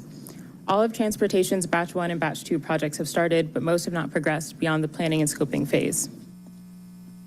Of the 11 projects managed by Enterprise Asset Management, 9 have started and 2 are in the construction phase. 2 of the department's Batch 1 and 2 projects haven't begun. One is an arts project that will be managed by the Office of Cultural Affairs, and the other is an undefined public safety project. Of the Parks and Recreations projects, 53 projects scheduled for Batches 1 and 2, 53 projects were scheduled for the first 2 batches, and 39 have begun, and most are in construction and closeout. But as of August, Parks and Recreation had 14 projects in Batch 2 that had not yet started. As of November, 1 of those projects has started, but the other 13 have not. If the projects don't start as scheduled, costs could likely increase and citizens may lose confidence in the program. As of November 2024, the 2 deemed projects that had not started have not started yet. Exhibit 9 on page 17 of the report shows the spending as of August 2024. In August, about $47 million in planned projects funds had been spent. And as of January 2025, $53 million in planned project funds had been spent. Some of the T-SPLOST projects were not in Oracle, in, the city's financial management system, including 16 projects that were in batches 1 and 2. Transportation staff shared that a previous staff member had paused fund allocation to reassess project batches, but the hold has now been removed. All projects managed by Enterprise Asset Management are in Oracle with allocated funds, but the Parks and Recreation funds are not divided by project. They're only in Oracle, organized by the type of fund, horizontal, vertical, and land acquisition. Staff in both DEEM and Parks expressed concerns about the budgets in the strategic delivery plan being outdated and said that some projects may be underfunded. The departments have not yet established criteria with which to prioritize projects if sufficient funding issues arise, and if earlier projects incur budget overruns, the city may have to decrease the scope or cancel later projects in the program. These are exhibits 10 and 11 on pages 19 and 20 in the report. We reviewed project spending by council district. The list of projects in the program identifies what council districts a project falls within. And for those that fall within multiple districts, we group these as multi-district. And those that address citywide services, such as citywide ADA ramps or citywide bus shelters, are labeled as citywide. In our analysis, we found that 45% of the spending was in districts 6, 8, and 9. And these districts have poverty rates ranging from 6 to 9%. But the districts receiving the least amount of spending are city council districts 2, 1, and 12, with poverty rates ranging from 9% to 28%. If the projects in city council districts with lower poverty rates have incurred more spending for projects earlier in the program, the later projects that fall within districts with higher rates of poverty may end up being scoped down or canceled entirely. The Strategic Delivery Plan provides guidelines and controls for the Moving Atlanta Forward infrastructure program, including required documentation intended to ensure that projects stick to budget, scope, and schedule. We reviewed the available documentation to determine whether departments were completing and storing the required documentation as described in the exhibit on the slide. We tested a random sample of projects from each department and found that the departments are not consistently using or creating the documentation or storing it in a centralized information system as required by the plan. We sampled 14 transportation projects in the planning and scoping and engineering and design phases. These are the first 2 phases. Of the 14 projects, 8 had a RACI matrix identifying responsibilities, 2 had risk registers, and 2 had project management plans. We sampled 2 projects in the construction phases and did not locate any notices to proceed or construction daily reports for these projects. But transportation did prepare their monthly schedule variance reports as required. Of the 8 DEEM projects that we sampled, 7 had completed their RACI matrix, but we were unable to locate risk registers for these projects. We found 8 project management plans, but 3 did not have a completed risk section. And 1 project is in construction, but did not have a notice to proceed stored in the files. Lastly, we sampled 8 parks projects in the construction phase, and of these projects, all had a RACI matrix, but no risk registers. All 8 projects had a project management plan, but none had a completed risk section. And 7 notices to proceed were provided of the 8, and 5 had construction daily reports. DEEM and DPR did not prepare monthly schedule variance reports regularly. DEEM had developed templates for all projects, but had not updated them, and DPR had monthly schedule variance reports for some projects outside of our sample, but none within. The Department of Parks and Recreation did not establish project level funding in Oracle. As I mentioned, they set up the funding in Oracle with into 3 funds: the land acquisition, vertical funds, and horizontal funds. The strategic delivery plan states that to assist with trackability within Oracle, the program should include funding levels down to the project and category type. Transportation and DEEM both manage their project level spending directly through Oracle, but the Parks team tracks their project level spending manually in an Excel spreadsheet, which poses a risk for data entry and calculation errors. If project level finances are not maintained within Oracle, monitoring the project budgets and maintaining program transparency become more difficult. And we found calculation errors in the spreadsheet. We also found that some purchase orders were used across several projects, further impacting the integrity of the data and the transparency. The program would benefit from central oversight to help ensure compliance with the strategic delivery plan. Our 2023 audit identified inconsistent processes across the 3 departments, including noncompliance with the program strategic delivery plan and opportunities for improvement in program management. A centralized oversight position with the program would help to ensure consistency in use of proper documentation, financial management, and tracking of soft costs. Exhibit 14 on page 32 of the report shows the Moving Atlanta Forward dashboard. The dashboard includes project status, budget, encumbrances, paid amounts, and reporting data required by the strategic delivery plan. The Department of Transportation developed some guidance for updating the dashboard per our last audit's recommendations, but there's no formalized process for data validation other than the Transportation's program controls team validation of their own data and running sanity checks on data provided by Parks and Recreation and Enterprise Asset Management. We identified some accuracy errors and potential improvements for the dashboard. Currently, the available metric does not reflect the amount of funds left after the paid and committed amounts, but it reflects what is immediately available because the TSPOS funds are accrued annually. The dashboard also does not include project level expenditures, only budgets. And the dashboard also includes a chart that reports projects at risk, but there's no clear definition of when a project is reported as at risk on the dashboard. And so our recommendations were to maintain project budgets and schedule. We recommend that the Chief Operating Officer develop decision criteria, including equity across council districts, to determine how funding will be prioritized if funding is limited, and ensure that departments are completing the required documentation in the strategic delivery plan. Assist the departments in developing a system and written procedures for tracking soft costs. Designate a central oversight position, such as a program manager, to oversee the program and compliance with the strategic delivery plan. Assist in developing detailed written data verification procedures to ensure dashboard accuracy.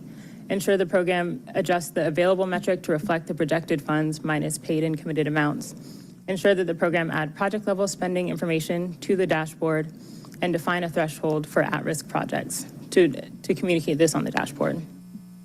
To monitor project budgets and maintain program transparency, we recommend the Commissioner of DPR create separate purchase orders for different Moving Atlanta Forward projects and avoid using one purchase order across multiple projects to improve financial management and transparency, and ensure that the department uses the Oracle P&G module to manage program finances at a project level when starting new projects going forward. That concludes our report. Thank you. Thank you. Obviously, there's a lot to unpack there. And before my colleagues and I kind of get into that, I see our COO, Ms. LaShondra Burks, in the back. Just want to know if you want to come speak to the audit.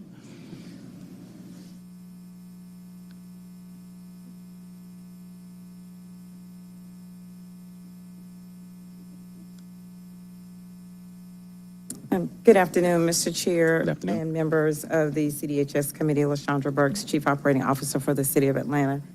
Thank you for giving me an opportunity to come up and respond to the Moving Atlanta Forward audit that was just presented by our internal audit department. I would also like to give thanks to Amanda Noble and her team. They have worked closely with us side by side on this actual audit, where we have been able to provide them all of the documentation. We worked closely with them as they presented to us the 10 recommendations. And of course, you can see of the 10 recommendations, 8 of them are specifically to the Chief Operating Officer. And what we do know is that it is important because this project, the Moving Atlanta Forward project, spans across 3 different departments. It is important for it to be housed in the mayor's office versus in one particular department, even though it's spread across 3. And so we have agreed and partially agreed to one of the recommendations, but have agreed to all 10 in one way or another, and have provided our response that you would see in the report. I will say a couple of things, just to give you an update on a couple of things that we have done that partially made it in the report, but I wanted to make sure that we pull it out and communicate it out. As we have looked across Renew Atlanta as well as Moving Atlanta Forward, one of the things that we recently did was a task order and a contract with Jacobs, world-known engineering firm. So Jacobs is currently starting to oversee our Moving Atlanta Forward project while we keep Atkins on board because of their historical knowledge to serve as project managers for the Renew Atlanta projects. And so we have had kickoff meetings with Jacobs. I have personally met with their entire team and have expressed to them the importance and the need for the work and how it needs to be done. The good thing about Jacobs also is that they have done a lot of work at our airport, and you all are much aware of all of the projects at the airport that they have managed for us successfully. So we feel confident even in our pre-planning meetings that will prove to be a success in Moving Atlanta Forward as well. So wanted to make sure that you all had that information. And also, I mean, there are some projects that have moved recently that many of you have had an opportunity to be a part of. We have the ribbon cutting coming up for Fire Station 22 on Hollywood Road. We have the groundbreaking this Friday on Hollywood Road for Fire Station 26. Fire Station 30, we've already had the groundbreaking on Cleveland Avenue. The Joseph E. Lowry Complete Streets is started on time, on budget so far. And then all of the work that we have done together across Renew Atlanta and Moving Atlanta Forward on the Cascade Road project, which is now moving after we recently gave a report out to the community just within the last couple of weeks and had some positive feedback on the movement on that project. And so while we are accepting of this report and we will move forward with the implementation of it, specifically it being spearheaded out of the Chief Operating Officer's office, it is my hope and it is our plan that some of the movements that you have seen over the last few months, that will grow over the next few months as we move forward. I do want to make a comment about some of the districts that have seen more movement than others. Those very specific districts have CIDs, very active CIDs, where we have moved funding to for them to manage the projects. And the council districts where you're not seeing as much action, you will begin to see, but they do not have very strong CIDs or they don't have them at all that could help us move some of the projects forward. And so I'm happy to take any questions, but I wanted you all to know some of the steps that we have taken thus far in order to make improvements, even as we were working alongside the auditor's office as they were finalizing this report. Thank you, CEO Burks. Comments, questions from colleagues? Councilmember Bakhtiari. It's like I'm always voted first. So one, I wanted to thank you, Ms. Noble. I know how your bandwidth of your team and what we ask of you, so very grateful to you all. Thank you. And don't worry, I'm working on those vacancies. Also wanted to ask on page, if I can find it. So I have the report. That was my first time seeing the presentation. So if you're asking from the presentation, I don't have access to the presentation itself. I was going to ask about just what, and I can show this to you. It's the current budget in Oracle, the SDP budget, paid, committed, total cost. So just going to ask if you could go into depth on what these buckets mean. That's all. And I can bring this to you because you'll be able to adjustments on it. Sure.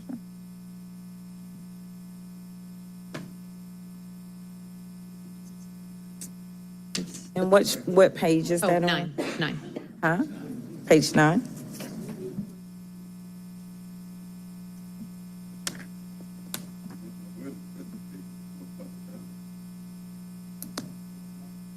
And you had a question, I'm sorry, Councilman. If you could just explain, not the poverty rate, but the current budget, the SDP, just kind of going into what those two buckets mean versus paid, committed, and the total cost piece. Right. And so what you see, I can definitely explain to you the current budget that's in Oracle. Please. That is the same dollar amount that was from the Moving Atlanta Forward original list.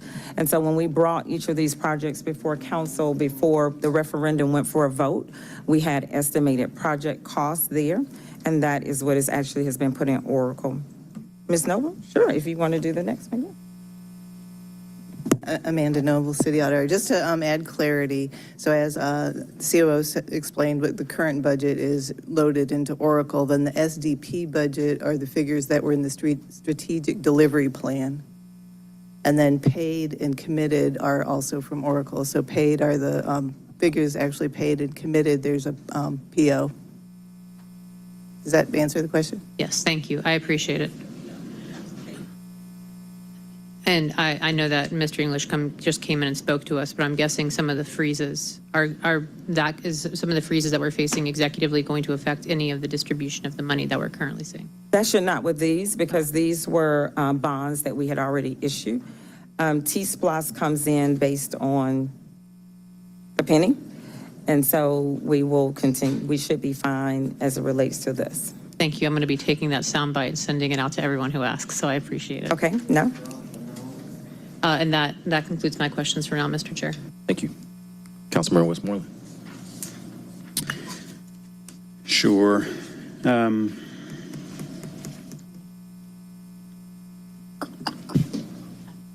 I have 3 comments more than questions. One is a thank you to the audit team. When we passed 22-0-1369 back in 2022, it was meant to help us kind of avoid the failures and mistakes that happened with Renew Atlanta and the first T-SPLOS, and so I appreciate y'all's efforts to try and keep us on track. 2, I do want to acknowledge that the reporting period for this ended in August of 2024. So it was, and why that's relevant to me at least is that it was less than 3 months after you took the role you now have. And it happened before changes in the procurement department and the Atlanta Department of Transportation Capital Delivery Office that I think will help make progress on what this audit highlights.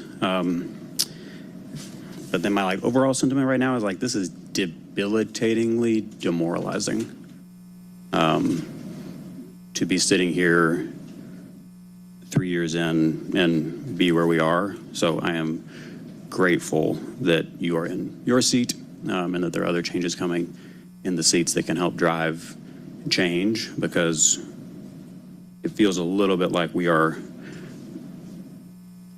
walking right back into where we were in 2019 and 2020, and we've been trying to avoid that for so long. But I have a lot of confidence that you and your team, which were not really in place when this audit came out, will be able to help move us in a new direction. Thank you, Council Member, and I hope that you know that we are committed to it. I had the opportunity to engage with those who were on council before we did the referendum ad nauseum on the project list and the countless hours and times that we put into it. And all of the projects that are listed, we're going to make sure that we are far more equitable than we have been. As you may remember, one of the things that we did was that made sure that every council district had a minimum of $30 million worth of projects. And so we are you will see us move faster and harder on some of these projects. As I just mentioned, we went to about 5 projects or 6 that are underway. Many of these have started within the last few months, and groundbreaking's going forward. We have come up with some very more clear and strategic ways around how we prepare these projects as it relates to our design process, using a very new process that Jacobs uses on our airport projects. And so between that, changes in procurement, and how we coordinate better across the departments, you will begin to see more changes very fast.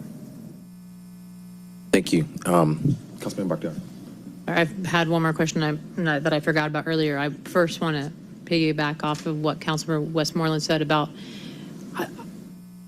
I think it's fair to give also a more accurate picture. Yes, these numbers are not where we want them to be, but I also know that we're on our 3rd commissioner in this administration, and that this commissioner had to build systems that were non-existent after our first commissioner of ATL-DOT left. So I also think that that's worth noting, is that there were no systems in place, and he had to build them from scratch, and the entire team did. So I do want to note that, because that is no easy task to do with in an ever-changing climate. in an ever-changing bureaucratic climate. So the other question I wanted to ask was, I saw the recommendations and I noted that our auditor said something about, direction and noting what priorities are. I know that those will primarily come down from your office, and so I wanted to ask, how will we be moving forward and prioritizing? And I know that you've done some cleaning up on some of our apps because certain people were able to request things that were bogging down the system, and there's been a lot of cleanup there.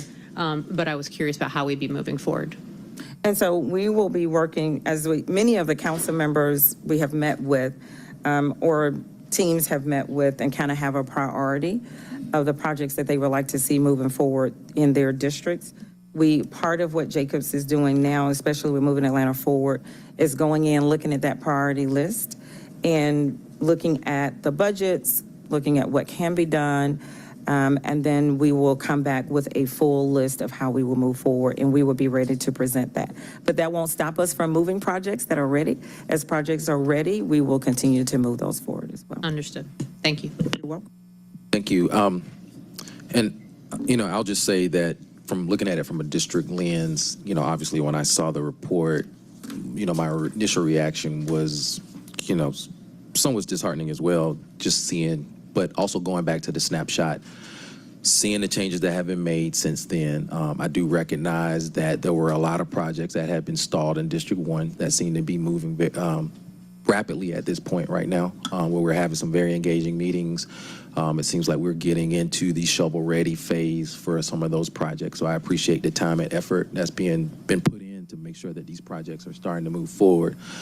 I'll also point out that this is a classic example of how the auditing process helps our city government run more efficiently. And that I'm very grateful for the audit team for putting this in front of us, putting this in front of a newly minted COO, so that we have the opportunity to make these type of changes and correct the ship, so to speak, on projects as we move forward, knowing that we're stewards of taxpayers' dollars on some of these big capital projects that need to be delivered. And so I'm appreciative of that, and thank you all for continuing to do this. I know we're going to have a couple of different times to be able to discuss this. Finance Executive Committee tomorrow. I know that Parks and Recs is, I'm sorry, not FEC tomorrow. What committee is it going to next? Transportation. Transportation tomorrow, sorry. It's going to transportation, so I know there will be a deep dive into the transportation aspect of this tomorrow. But just from a Parks and Recreation standpoint, I know there were some recommendations there about some of the pieces that they needed to kind of focus on. Just want to know if you could speak to them directly. Sure. And so what you saw from like I said, out of the 10 recommendations, 8 were for the COO, right? One was for Parks and Rec, and it's really around how their budgets and things are laid out in Oracle, which differs across the other departments. So part of that recommendation was to make sure that we're all more unified, because it's easier to pull and compare where we are with projects if everyone is using the same tracking system, especially in Oracle. So we were receptive to that recommendation, and we'll be moving forward with it. Okay. Councilmember Boone. Yes, thank you, Madam COO, for coming forward to give us a great explanation on some of the delays. Just a quick question on attendance as far as employees coming back to work full-time. Where are we on that? Sure. Thank you for that question. That is one of the things that we have been talking about. And there is a small group of people, small group of cabinet members who are working on what does return to work look like. Actually, we'll have an audit coming out soon. We met on that today around transitioning back to work. And the auditors did a survey of our employees. So you'll hear more about that as we get into that. And a lot of those recommendations or fact finding that they were able to do will feed into the small group, working group that we have of cabinet members who are working on what return to work looks like. Thank you. You're welcome. Thank you. No questions, comments from colleagues? So I will make a motion to accept and file. So we have a second by Councilmember Bakhtiari. Oh, sorry, it doesn't. Oh, no, we're ready. The vote is Accept and open. file is the right Yes, motion, that's correct. The vote is open.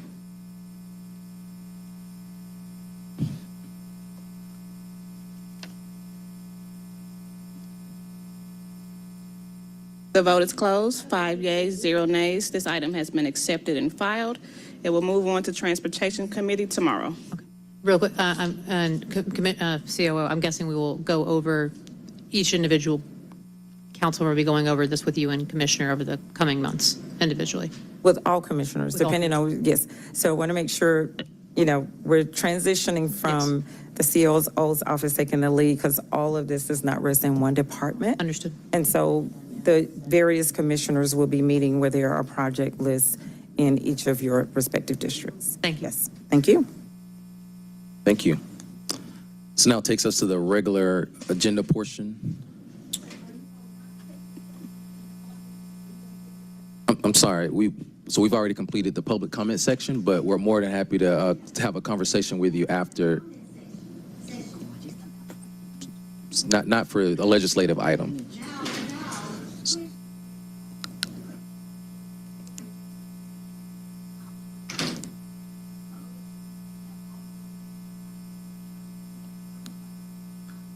You're more than happy to go catch their COO if she walked out. I'm sorry, she just left. So if you want to go catch her or catch somebody from her staff, I'm not sure if she's standing there or not. But we can have that conversation after the.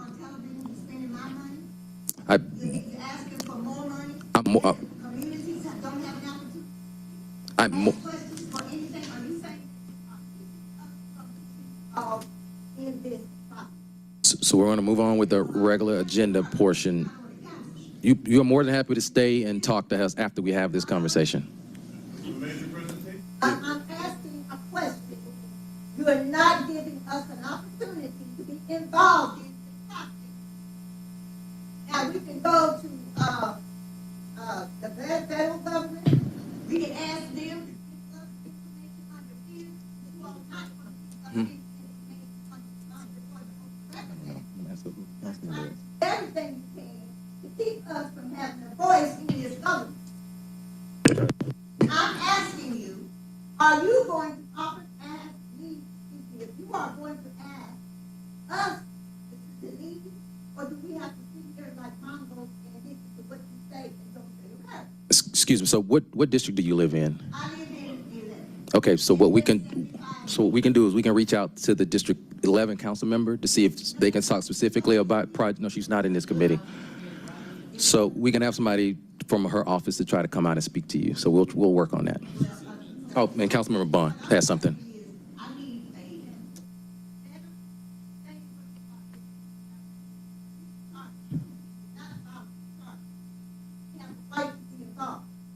That is correct, ma'am. So Councilmember Bond, you had something? I'm asking Mr. Bond, all the rest of you on let the communities know how you spending this money. Because if not, we can ask for an audit. And we can ask for a public hearing, and it doesn't happen. But I'm saying, I've sat at home and watched this all along, and I haven't said a word. I'm saying a word now because none of you are coming back here to sit in those seats the next time. Not any of you. You've mistreated this community and my community and all of Atlanta for so many years. You've done nothing for us but sat in your own pocket. And I'm tired of it. The FBI is over here. You got the unmitigated goal to thank you a person who is designated to investigate. You ain't gonna get nothing. You ain't gonna get nothing. Because we don't have to do that. We have to create law. If you get money and sign on that dotted line that you accept any anybody should know that. I just have to be working for this department. But I know you have the obligation to give them that money, or you'll be just like Mr. Peter Pack up in Chicago. They'll come in and lock these doors so you can't get a thing with it. Now, I'm telling you, you have to come up with some way that we can have access to the information you get and the taxpayer money we pay. If you don't, we're going to go to the federal government and ask them to come back and look at everything. A forensic officer, that's what you need. So, I don't have to talk to her because she was supposed to come back about me. She was in the Parks Department. The law said you're supposed to do a study. A study was done. The money never came to the people that really did the that the report said it was supposed to get. You all are just considering it to get back people all along trying to get back to this going. I'm telling you, I'm going to be in front of the line when it comes to those.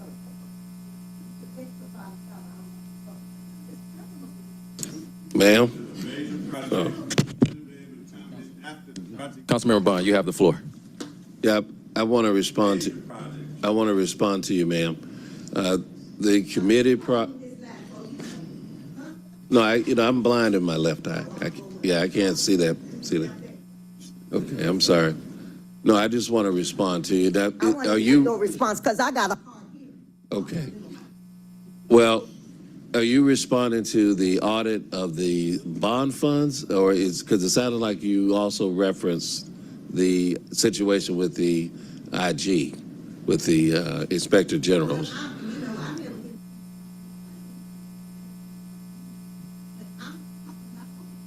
Okay. I work for the I work for the federal government for years. I can educate. I know the process. I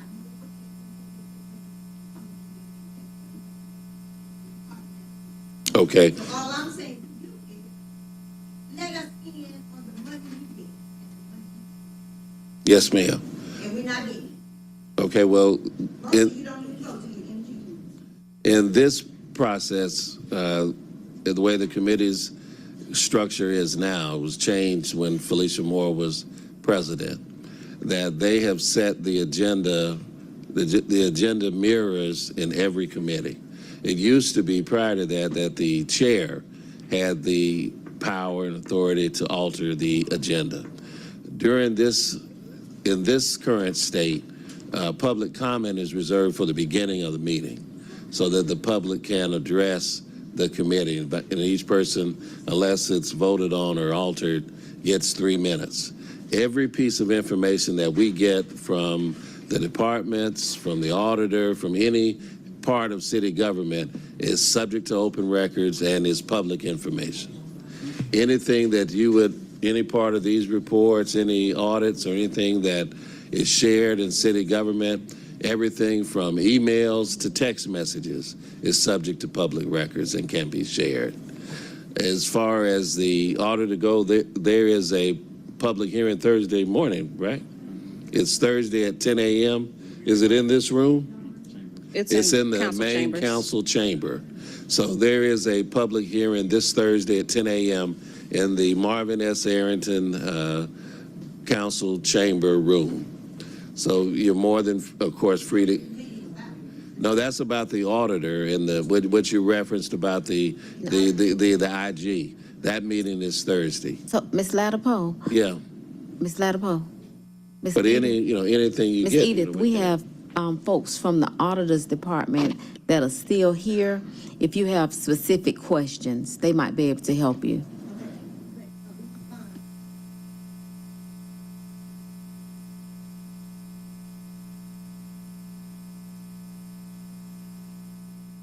Well, that's what I was referencing about the changes that Council President Moore had her supporters on the council at that time make, so that the public commenting is only at the beginning and it's only 3 minutes.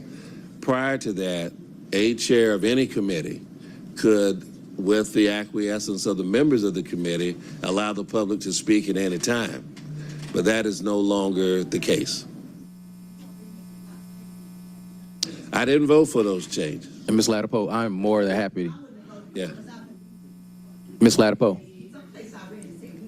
Ms. Ladapo.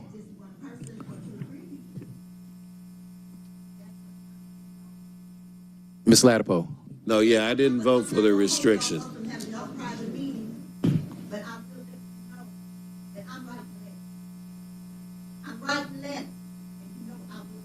Yes, ma'am. And I'm saying, Ms. Ladapo, I'm more than happy to wait after this meeting and have a conversation with you, but we would like to continue. I know you'd like to continue me, but I don't talk if they haven't never talked before. Yes, we did.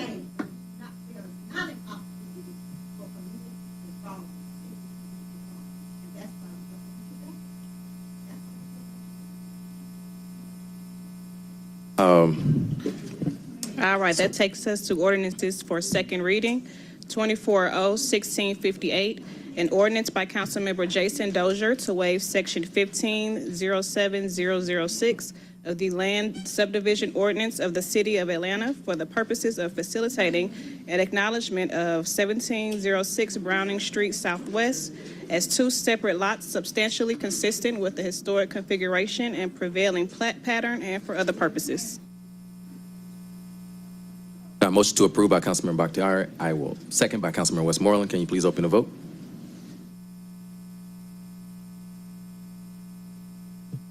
The vote is open.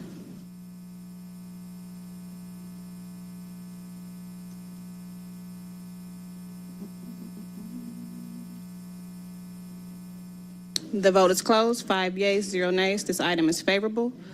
25-0-1035, an ordinance by Councilmember Michael Julian Bond authorizing the mayor or his designee on behalf of the City of Atlanta to execute an agreement granting the Atlanta Development Authority, doing business as Invest Atlanta, an option to purchase the city's interest in the property located at 1029 McDaniel Street Southwest, Atlanta, Fulton County, Georgia, 30310, authorizing the mayor or his designee on behalf of the city to execute all documents necessary to consummate such transaction and for other purposes.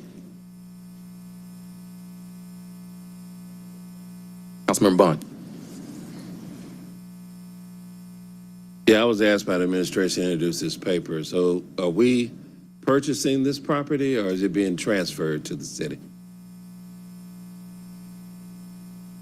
Hi, so thank you, Chair. Thank State you. your name for the record. No, go ahead, Carolyn. Yeah. Thank you for giving me the chance to speak. So this is Carolyn Kovar with the mayor's office. So this is a property that would be purchased by Invest Atlanta. It is currently a city property. Okay. So the property, this is the standard process to option the property over to Invest Atlanta for redevelopment. Formerly, this property was brought through several months of community engagement with the Pittsburgh neighborhood and then MPUV, wherein we developed a preliminary redevelopment plan and a rezoning for the property. We rezoned that property from R4B to RLC last November. That received a vote of approval from Pittsburgh, as well as MPUV and the zoning committee for this redevelopment plan. And then in order to take and bring that redevelopment plan to procurement to draft an RFQ for a developer to come in to redevelop the property, it would go over to Invest Atlanta. This is a process that has been used in the case of 104 Trinity and a number of other public land properties. So this is the standard procedure we've done to operate other properties as affordable housing, as well as commercial and retail space. Well, I thank you for the explanation of the process, but that's not the issue. The project itself is not the issue. The issue is between governmental agencies. My belief is that there should not be a purchase, right? We should convey the property. So it's technically stated as a purchase, but it is, if you read through the legislation, it's $1. So it's essentially a conveyance. This is just the process that we've been advised by city law to follow. In this case, we use it also with the Metro Atlanta Land Bank. So it is in all essentially a conveyance, except for the fact that for the process legally, it is $1 purchase, and that is that's reassuring to know, because a few years ago, when the city errantly gave the Civic Center to Invest Atlanta, then Invest Atlanta sold it to AHA for $20 million. That should not have occurred. And so I didn't want my name on a piece of legislation that followed that process. Right. Being the father of Invest Atlanta, I did the legislation that created it. I don't want to see it doing things that it ought not do. Right. So thank you for clarifying that. In accordance with that development authority's law. It's the process outlined there. So absolutely, we are. Right, because between these governmental entities, there shouldn't be a purchase or exchange of money. That's money that could go into adding to, you know, affordable housing and many, many other things. Right. This is Thank you, Mr. Chair. Thank you, Councilmember Bond. Any other questions, comments from colleagues? Got a motion to approve by Westmoreland. I'll second. If you can please open the vote.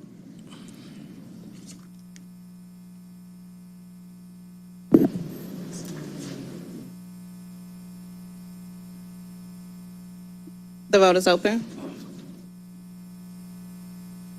The vote is closed. 5 yeas, 0 nays. This item is favorable. Yeah. Okay. 25-0-1041, an ordinance by Councilmember Esha Collins authorizing the City of Atlanta to execute a quitclaim deed conveying the city's interest in a 0.20 acre portion of the former A.D. Williams Elementary School located at 0 James Jackson Parkway in land lot 259 of the 17th District of Fulton County, Georgia, tax parcel ID listed, to the Housing Authority of the City of Atlanta, Georgia, to support the redevelopment of the Bowen Choice Neighborhood Project, authorizing the mayor or his designee on behalf of the city to execute such quitclaim deeds and all other necessary documents to effectuate the intent of this ordinance, to waive certain provisions of the Procurement and Real Estate Code, City of Atlanta Code of Ordinances, Article 10, and for other purposes. Mr. Chair, this item needs to be amended to add Exhibit A, B, and adding Councilmember Hillis as a co-sponsor. I'll make a motion to amend. I have a second by Westmoreland. Can you please open the vote? The vote is open.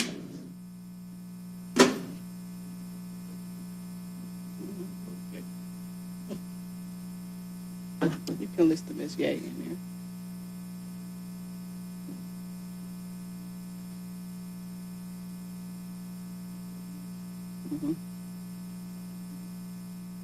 The vote is closed. 5 yeas, 0 nays. This item has been amended.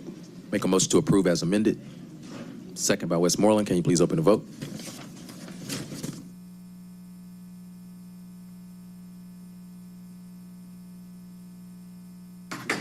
The vote is open.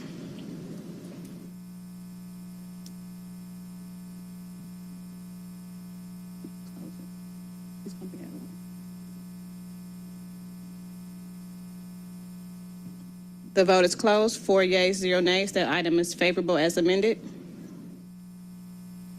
That takes us to resolutions.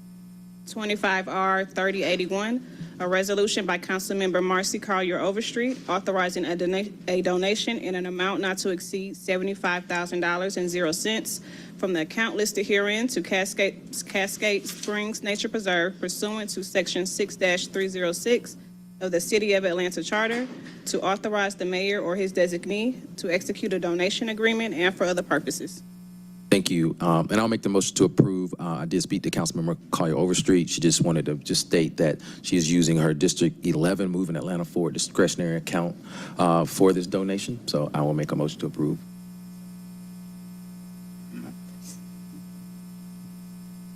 The vote is open.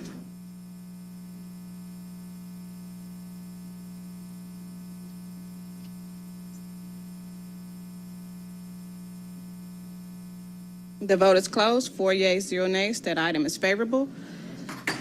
25R3082, substitute changes the caption. May we have a motion to bring forth the substitute?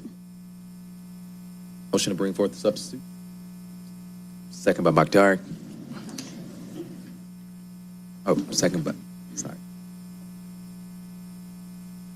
Is this regarding the heavy equipment?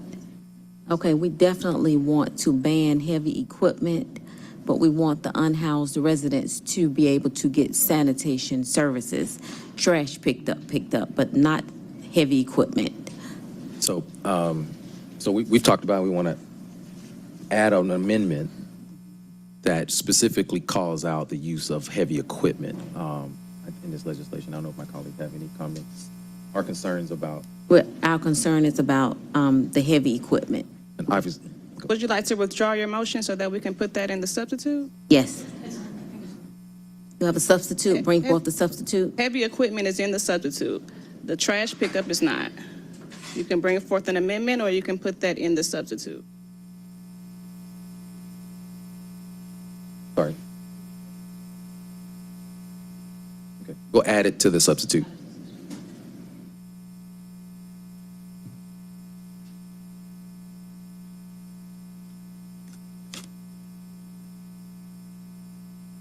All right, what's the language you would like to use? We want to ban heavy equipment around homeless encampments, but we would like for them to receive trash pickup and be able to clean up and keep the area sanitized.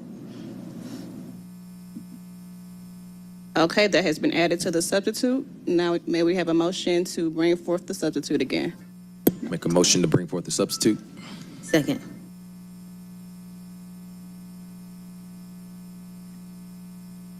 Vote is open.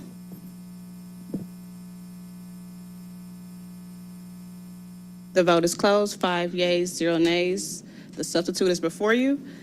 The new substituted caption is a resolution by council members Liliana Bakhtiari and Antonio Lewis, as substituted by Community Development Human Services Committee, calling for a moratorium on the use of heavy equipment in the clearing of encampments until such time that procedures can be reviewed and updated to ensure the safety of residents, requesting a report from the Atlanta Continuum of Care on the procedures and practices around encampment clearing, requiring publishing to the public of the findings of the report, and requiring trash pickup for the unhoused.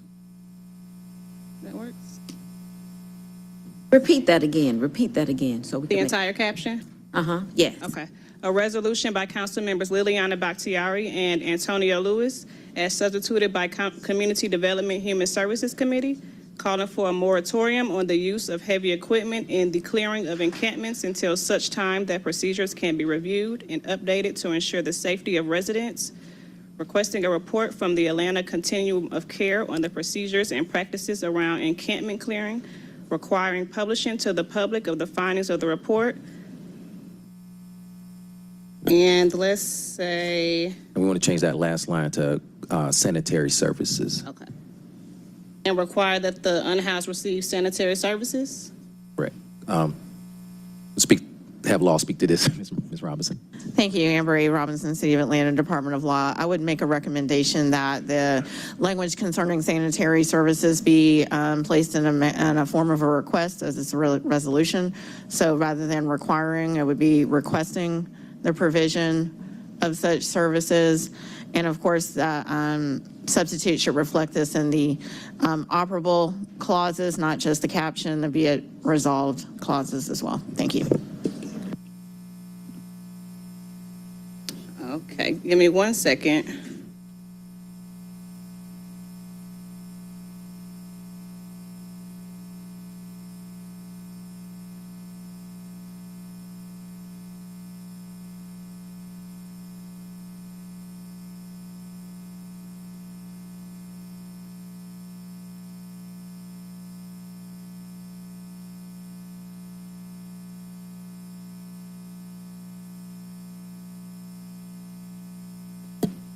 Okay, the new caption would read, a resolution by council members Liliana Bakhtiari and Antonio Lewis, as substituted by Community Development Human Services Committee, calling for a moratorium on the use of heavy equipment in the clearing of encampments until such time that procedures can be reviewed and updated to ensure the safety of residents, requesting a report from the Atlanta Continuum of Care on the procedures and practices around encampment clearing, requiring publishing of the public of the findings of the report, requesting sanitation services to the unhoused and for other purposes. And a subsequent resolve clause will also state that we are requesting sanitation services for the unhoused.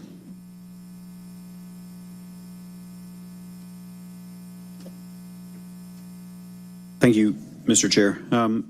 This piece of legislation is a companion of sorts to the resolution by Councilmember Winston that's coming up in 2. That resolution mentions that the task force that's being created will make its initial report to the mayor and council with these 33 organizations that we're going to be adding in a substitute within 45 days of the adoption of the resolution. And so I'm wondering whether we should make the 30-day timing 45 days so that these 33 organizations can help us inform what we do after that. Okay, so I'm going to make a motion to amend both this piece of legislation and when we get to it, the next one, to change the 30 days to 45 so that it can run in conjunction with the task force. Want to make an amendment? And as a part of my amendment, you can add Councilmember Boone's name. The amendment was to change the deadline to 45 days? Correct. And add council members Boone and Winston and Bond. Boone, Winston, and Bond, okay. Okay, can I have a motion to bring that amendment forward?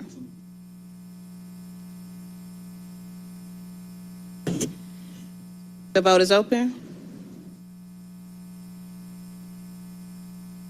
The vote is closed, 5 yeas, 0 nays. That item has been amended. If you all are okay with the current substitute, can I have a unanimous consent motion to bring it, to include all those changes?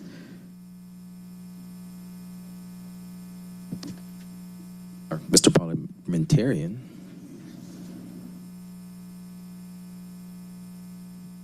Real quick, I want to make a clarifying point while this occurs. I want to make it very clear to the task force because I'm sorry, to Housing Justice League and the other organizers who have worked so hard on this. And I know you are having a meeting with the administration tomorrow. I want to make it very clear that the intent is to come back. And if I need to if I need to do legislation to extend, I absolutely will.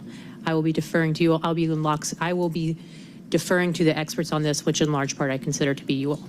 So I wanted to make that very clear.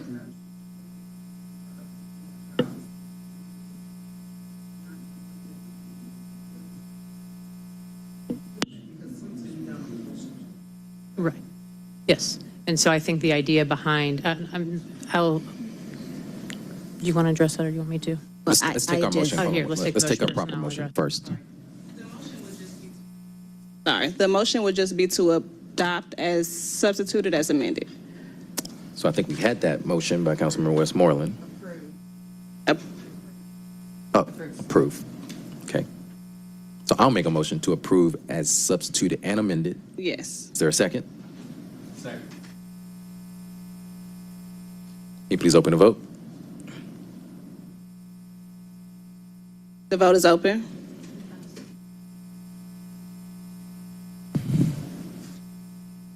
The vote is closed, 5 yeas, 0 nays.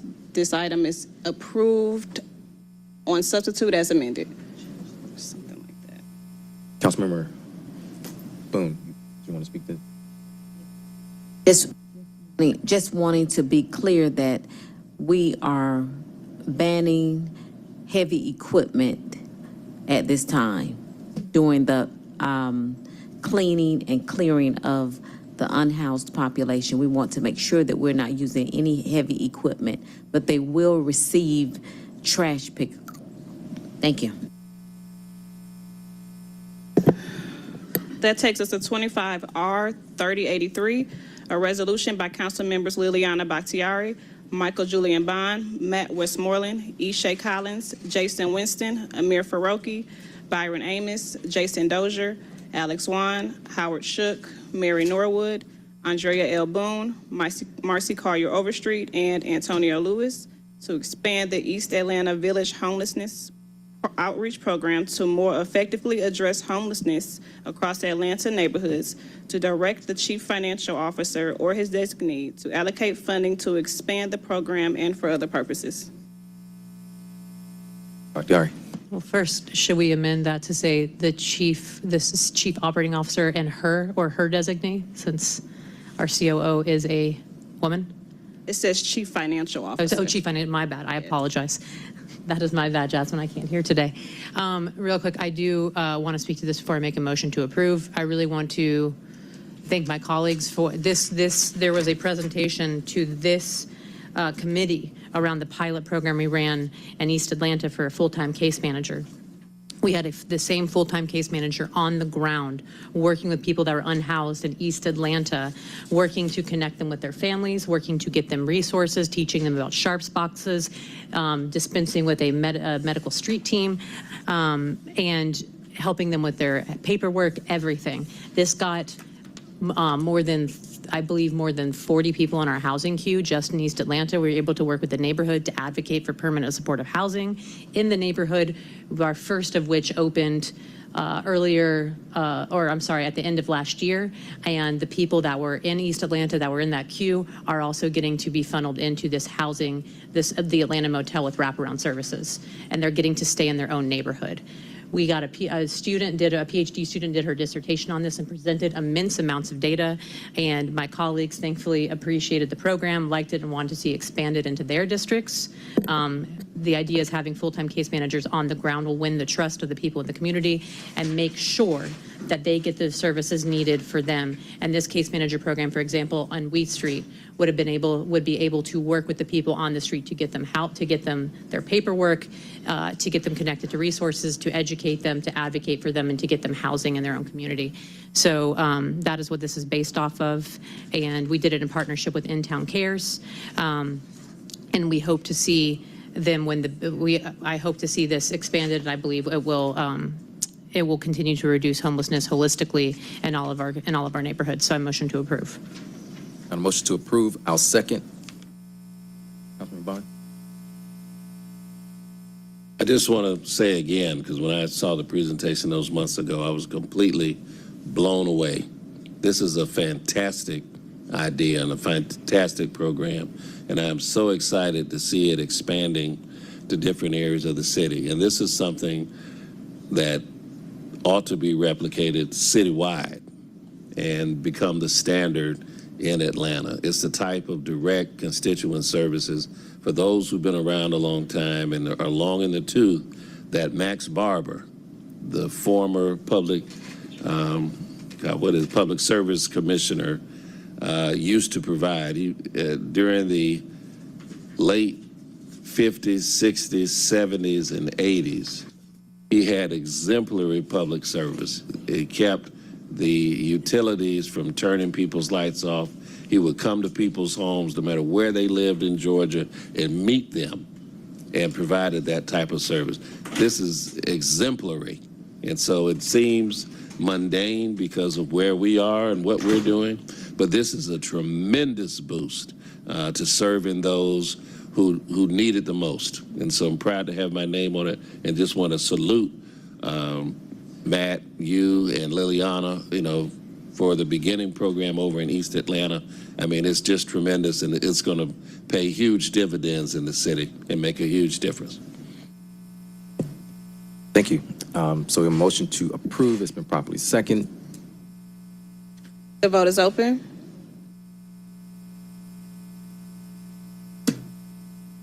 The vote is closed. 5 yeas, 0 nays. This item is favorable. 25R 3086. The substitute changes the caption. May I have a motion to bring forth the substitute? Motion to bring forth the substitute. Second. Second by Bakhtiari.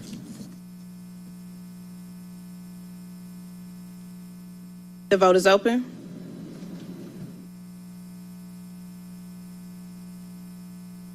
The vote is closed. 5 yeas, 0 nays. The substitute is not before us.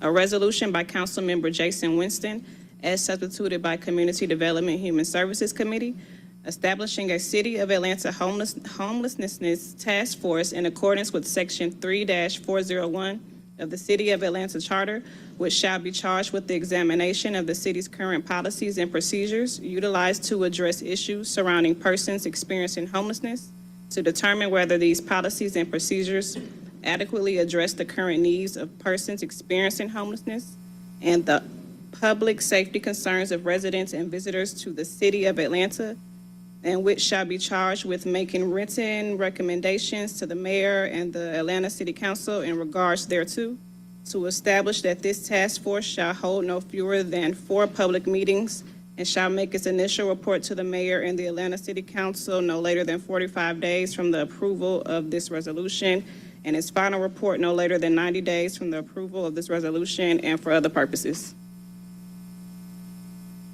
Thank you. I'm going to bring up Shatika Ellison to speak to this legislation. Yes, hi everyone. My name is Shatika Ellison, Director of Special Projects in the Mayor's Office. So the purpose, like Jasmine just mentioned, of this is to have a more coordination between all of the organizations that touch any type of homelessness work in the city. I think from our point of view, we need a more aerial view of all the resources that are available and all the people that are working in the various encampments or with the individuals. So the purpose would be to create some SOPs regarding clearing and cleaning encampments, outreach services, family reunification, medical and mental health, and also just engaging the community more in the work that we do. I wonder if we should add a rise. So with this group at the end, the first 45 days will report out to council. It's a 90-day task force, and we're hoping that this group of people, which is a very diverse group of organizations, we have members from academia, from Georgia State, clergy. I know earlier someone mentioned a number of organizations that they wanted to be included, and at least 3 of those are already on there. Housing Justice League, obviously Partners for Home, In-Town Cares, who did the work in East Atlanta. And I'll read the list so everyone has it. Okay, so it's a very diverse group, and we wanted to make sure that we had voices from all over, people who boots on the ground, people who are at the policy level, and also people who are advocates for helping us fund this type of work. So we wanted to get everybody at the table to kind of talk about their point of view and discuss some of the barriers that we're all facing and how we can have more comprehensive solutions to this issue.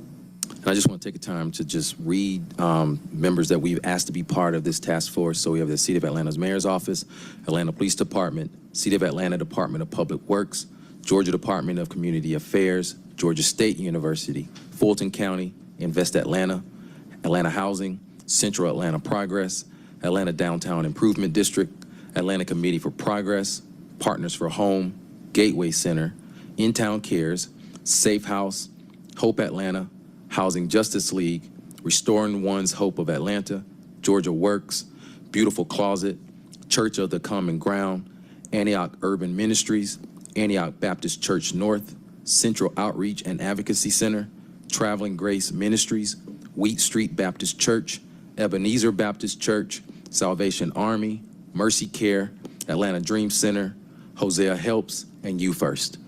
So just wanted to run down the list of folks. We've brought a very diverse group of people that we hope can help us, make the right recommendations as we move forward and find a way that the city can continue to do encampment closures in a very humane way that takes into account the individuals on a human level. And so I'm glad to see that, and I know some of my colleagues may have any questions or concerns that they want to address. Westmoreland. Sure, to remain consistent with the other piece of legislation, I was just going to change the number 30 to 45.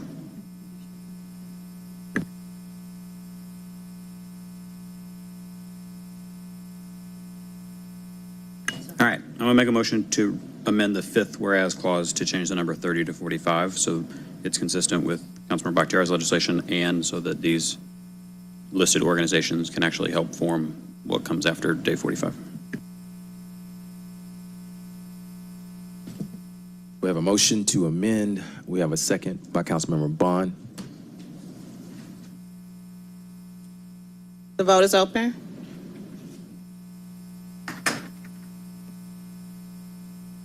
The vote is closed. 5 yeas, 0 nays. This item has been amended. I'll make a motion to approve as amended. I have a second by Councilmember Bond. Can you please open the vote? The vote is open. The vote is closed. 5 yeas, 0 nays. This item is favorable on substitute as amended. Thank you. Thank you all. We appreciate it. We look forward to working with you and members of the task force. So thank you. This takes us to papers held in committee. We have 3 items coming off. The first is Number 12, 24R3441, a resolution by Councilmember Byron D. Amos to establish a neighborhood sports council and for other purposes. This item requires a substitute.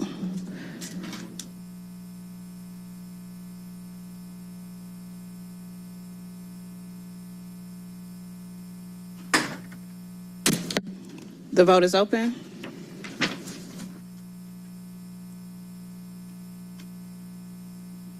The vote is closed. 5 yeas, 0 nays. The substitute is before you. The substitute revises resolve clauses, including identifying funding, removing a duplicate representative, and changing the sunset year to 2028.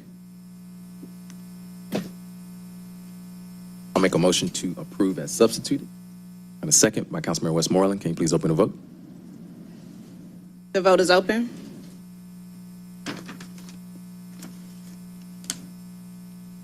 The vote is closed. 5 yeas, 0 nays. This item is favorable on substitute.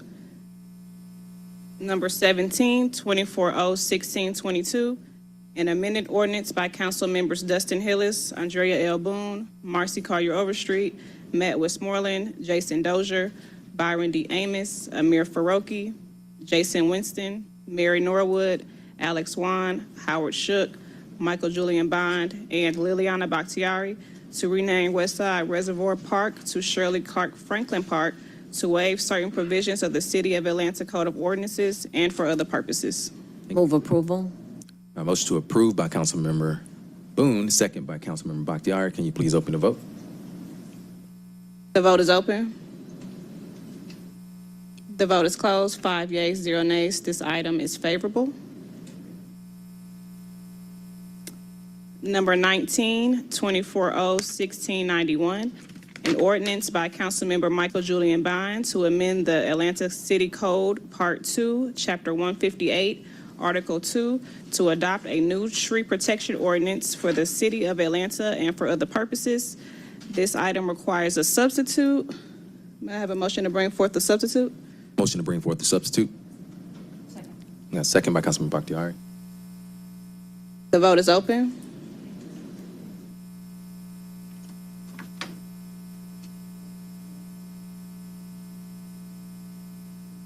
Will everyone please vote? The vote is closed. 5 yeas, 0 nays. This item has been substituted. This item will need to be reheld for NPU review. So can I have a motion to hold? Second. Second by Councilmember Bakhtiari.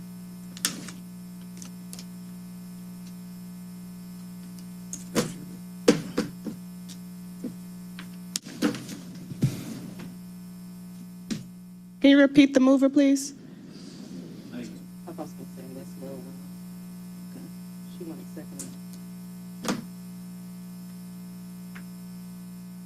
The vote is open.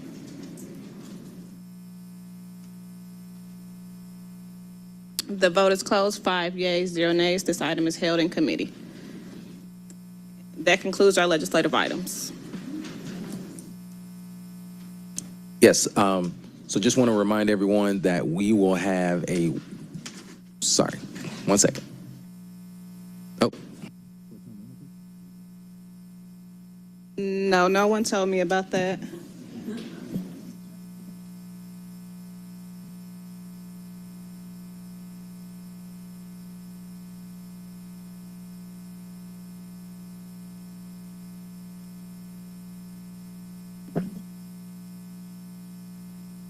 Okay, we are going to bring off.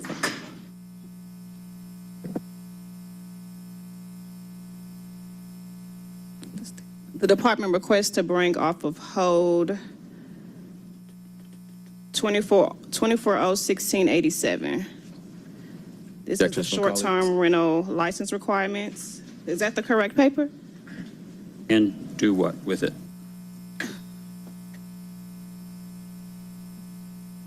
Commissioner Prince. Yes, sir. My apologies for the confusion. The short-term rentals paper will go to the NPUs in February. So It will follow the same course as the tree protection ordinance. yes, paper. because remember that even though it's a licensing ordinance, the fees will change. So it has to go to the NPUs. And remember that the zoning committee had on their agenda yesterday the associated administrative variance paper, and those two would travel together. So the zoning paper has to go to the MPUs. This will go with them so that with that paper so that there's no confusion about the big picture. So are we bringing off held to add substituted language is the question? I was informed there was no substitute. No, we are going to move it forward with the current language, and there may be a substitute after the NPUs have reviewed and voted. Councilmember Westmore. This might be a law question. Does this committee have the ability to send things to the MPUs? So this committee has the ability, excuse me, Amber A. Robinson, City of Atlanta Department of Law. This committee has the ability to send things to MPUs for review pursuant to, I believe the section is 2-45, which might be necessary in this particular ordinance due to an increase in a fee that is proposed. And so if there is a fee increase or fee change or fee establishment, those are required, the paper is required to go to MPUs for review. That's separate from any MPU review that might occur as part of a zoning or ZPL process. So the motion would be to refer to MPUs. Just never seen that. Not in a zoning committee. I mean, I would say this, if the paper is held, which I believe it is, if there is a desire to go ahead and send it to the MPUs, that did not require the council to vote to do so. It could have already been sent to the MPUs, so, I mean, the vote of this committee.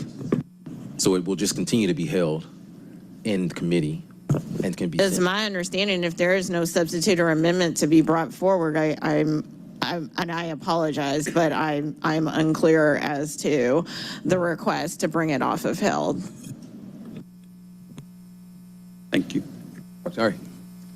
And thank you, Commissioner. I know that you're doing what you need to do. I suppose my question again is for law or the parliamentarian or someone, because there are amendments I would like to propose for this paper, and I don't know when that is supposed to take, or to discuss, and I don't know when that is meant to take place. Councilmember Bakhtiari, we believe that we will receive a lot of feedback on this ordinance as it moves through the process.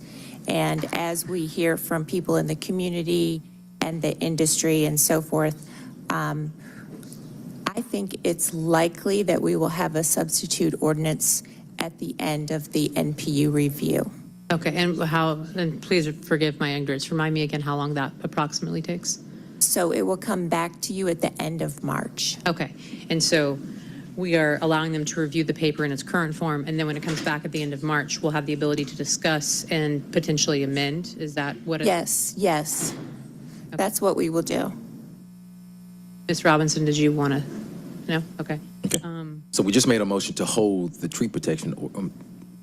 Yes, So there should be no course of action here for this paper. Well, the reason I came up was because I wanted it to be known that it was going to go to the NPUs for review, and I just wanted to make that clear, and my apologies if I did not fully understand this. We have the two related ordinances going through two different committees, and they're both going to the NPUs. So just wanted everybody to be clear on what was happening, not trying to create extra work for everyone.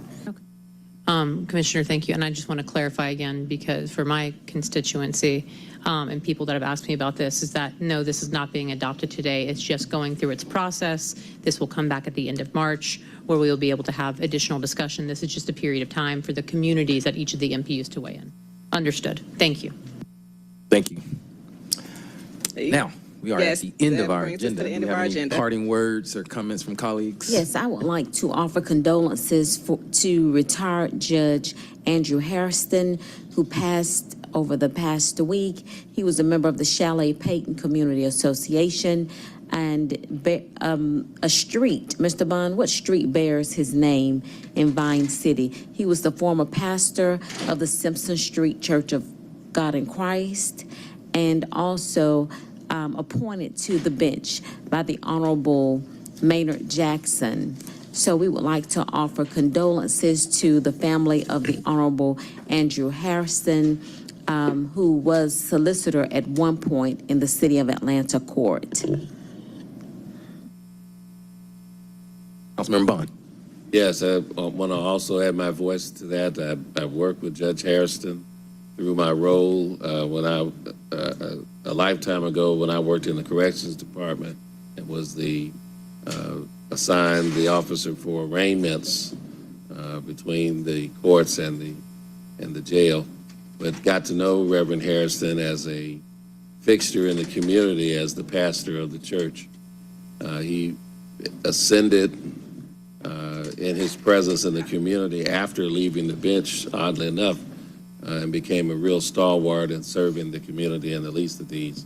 I also want to extend condolences to the family of Reverend Eric Terrell. I'm sure somebody probably mentioned him during public comment, but he has passed away. And I knew him for decades and decades, and he was a disciple of Reverend Hosea Williams and part of the Red Shirt crew, and actually got a medallion from Hosea, which was a sure sign that you were doing something on behalf of the least of these in Atlanta. We had the privilege of honoring him at City Hall a few years ago, and just want to extend our deep condolences to his family and friends. He continued to work and advocate for people really up until his last. So just wanted to uplift his name here today. Thank you. And with that, we stand adjourned.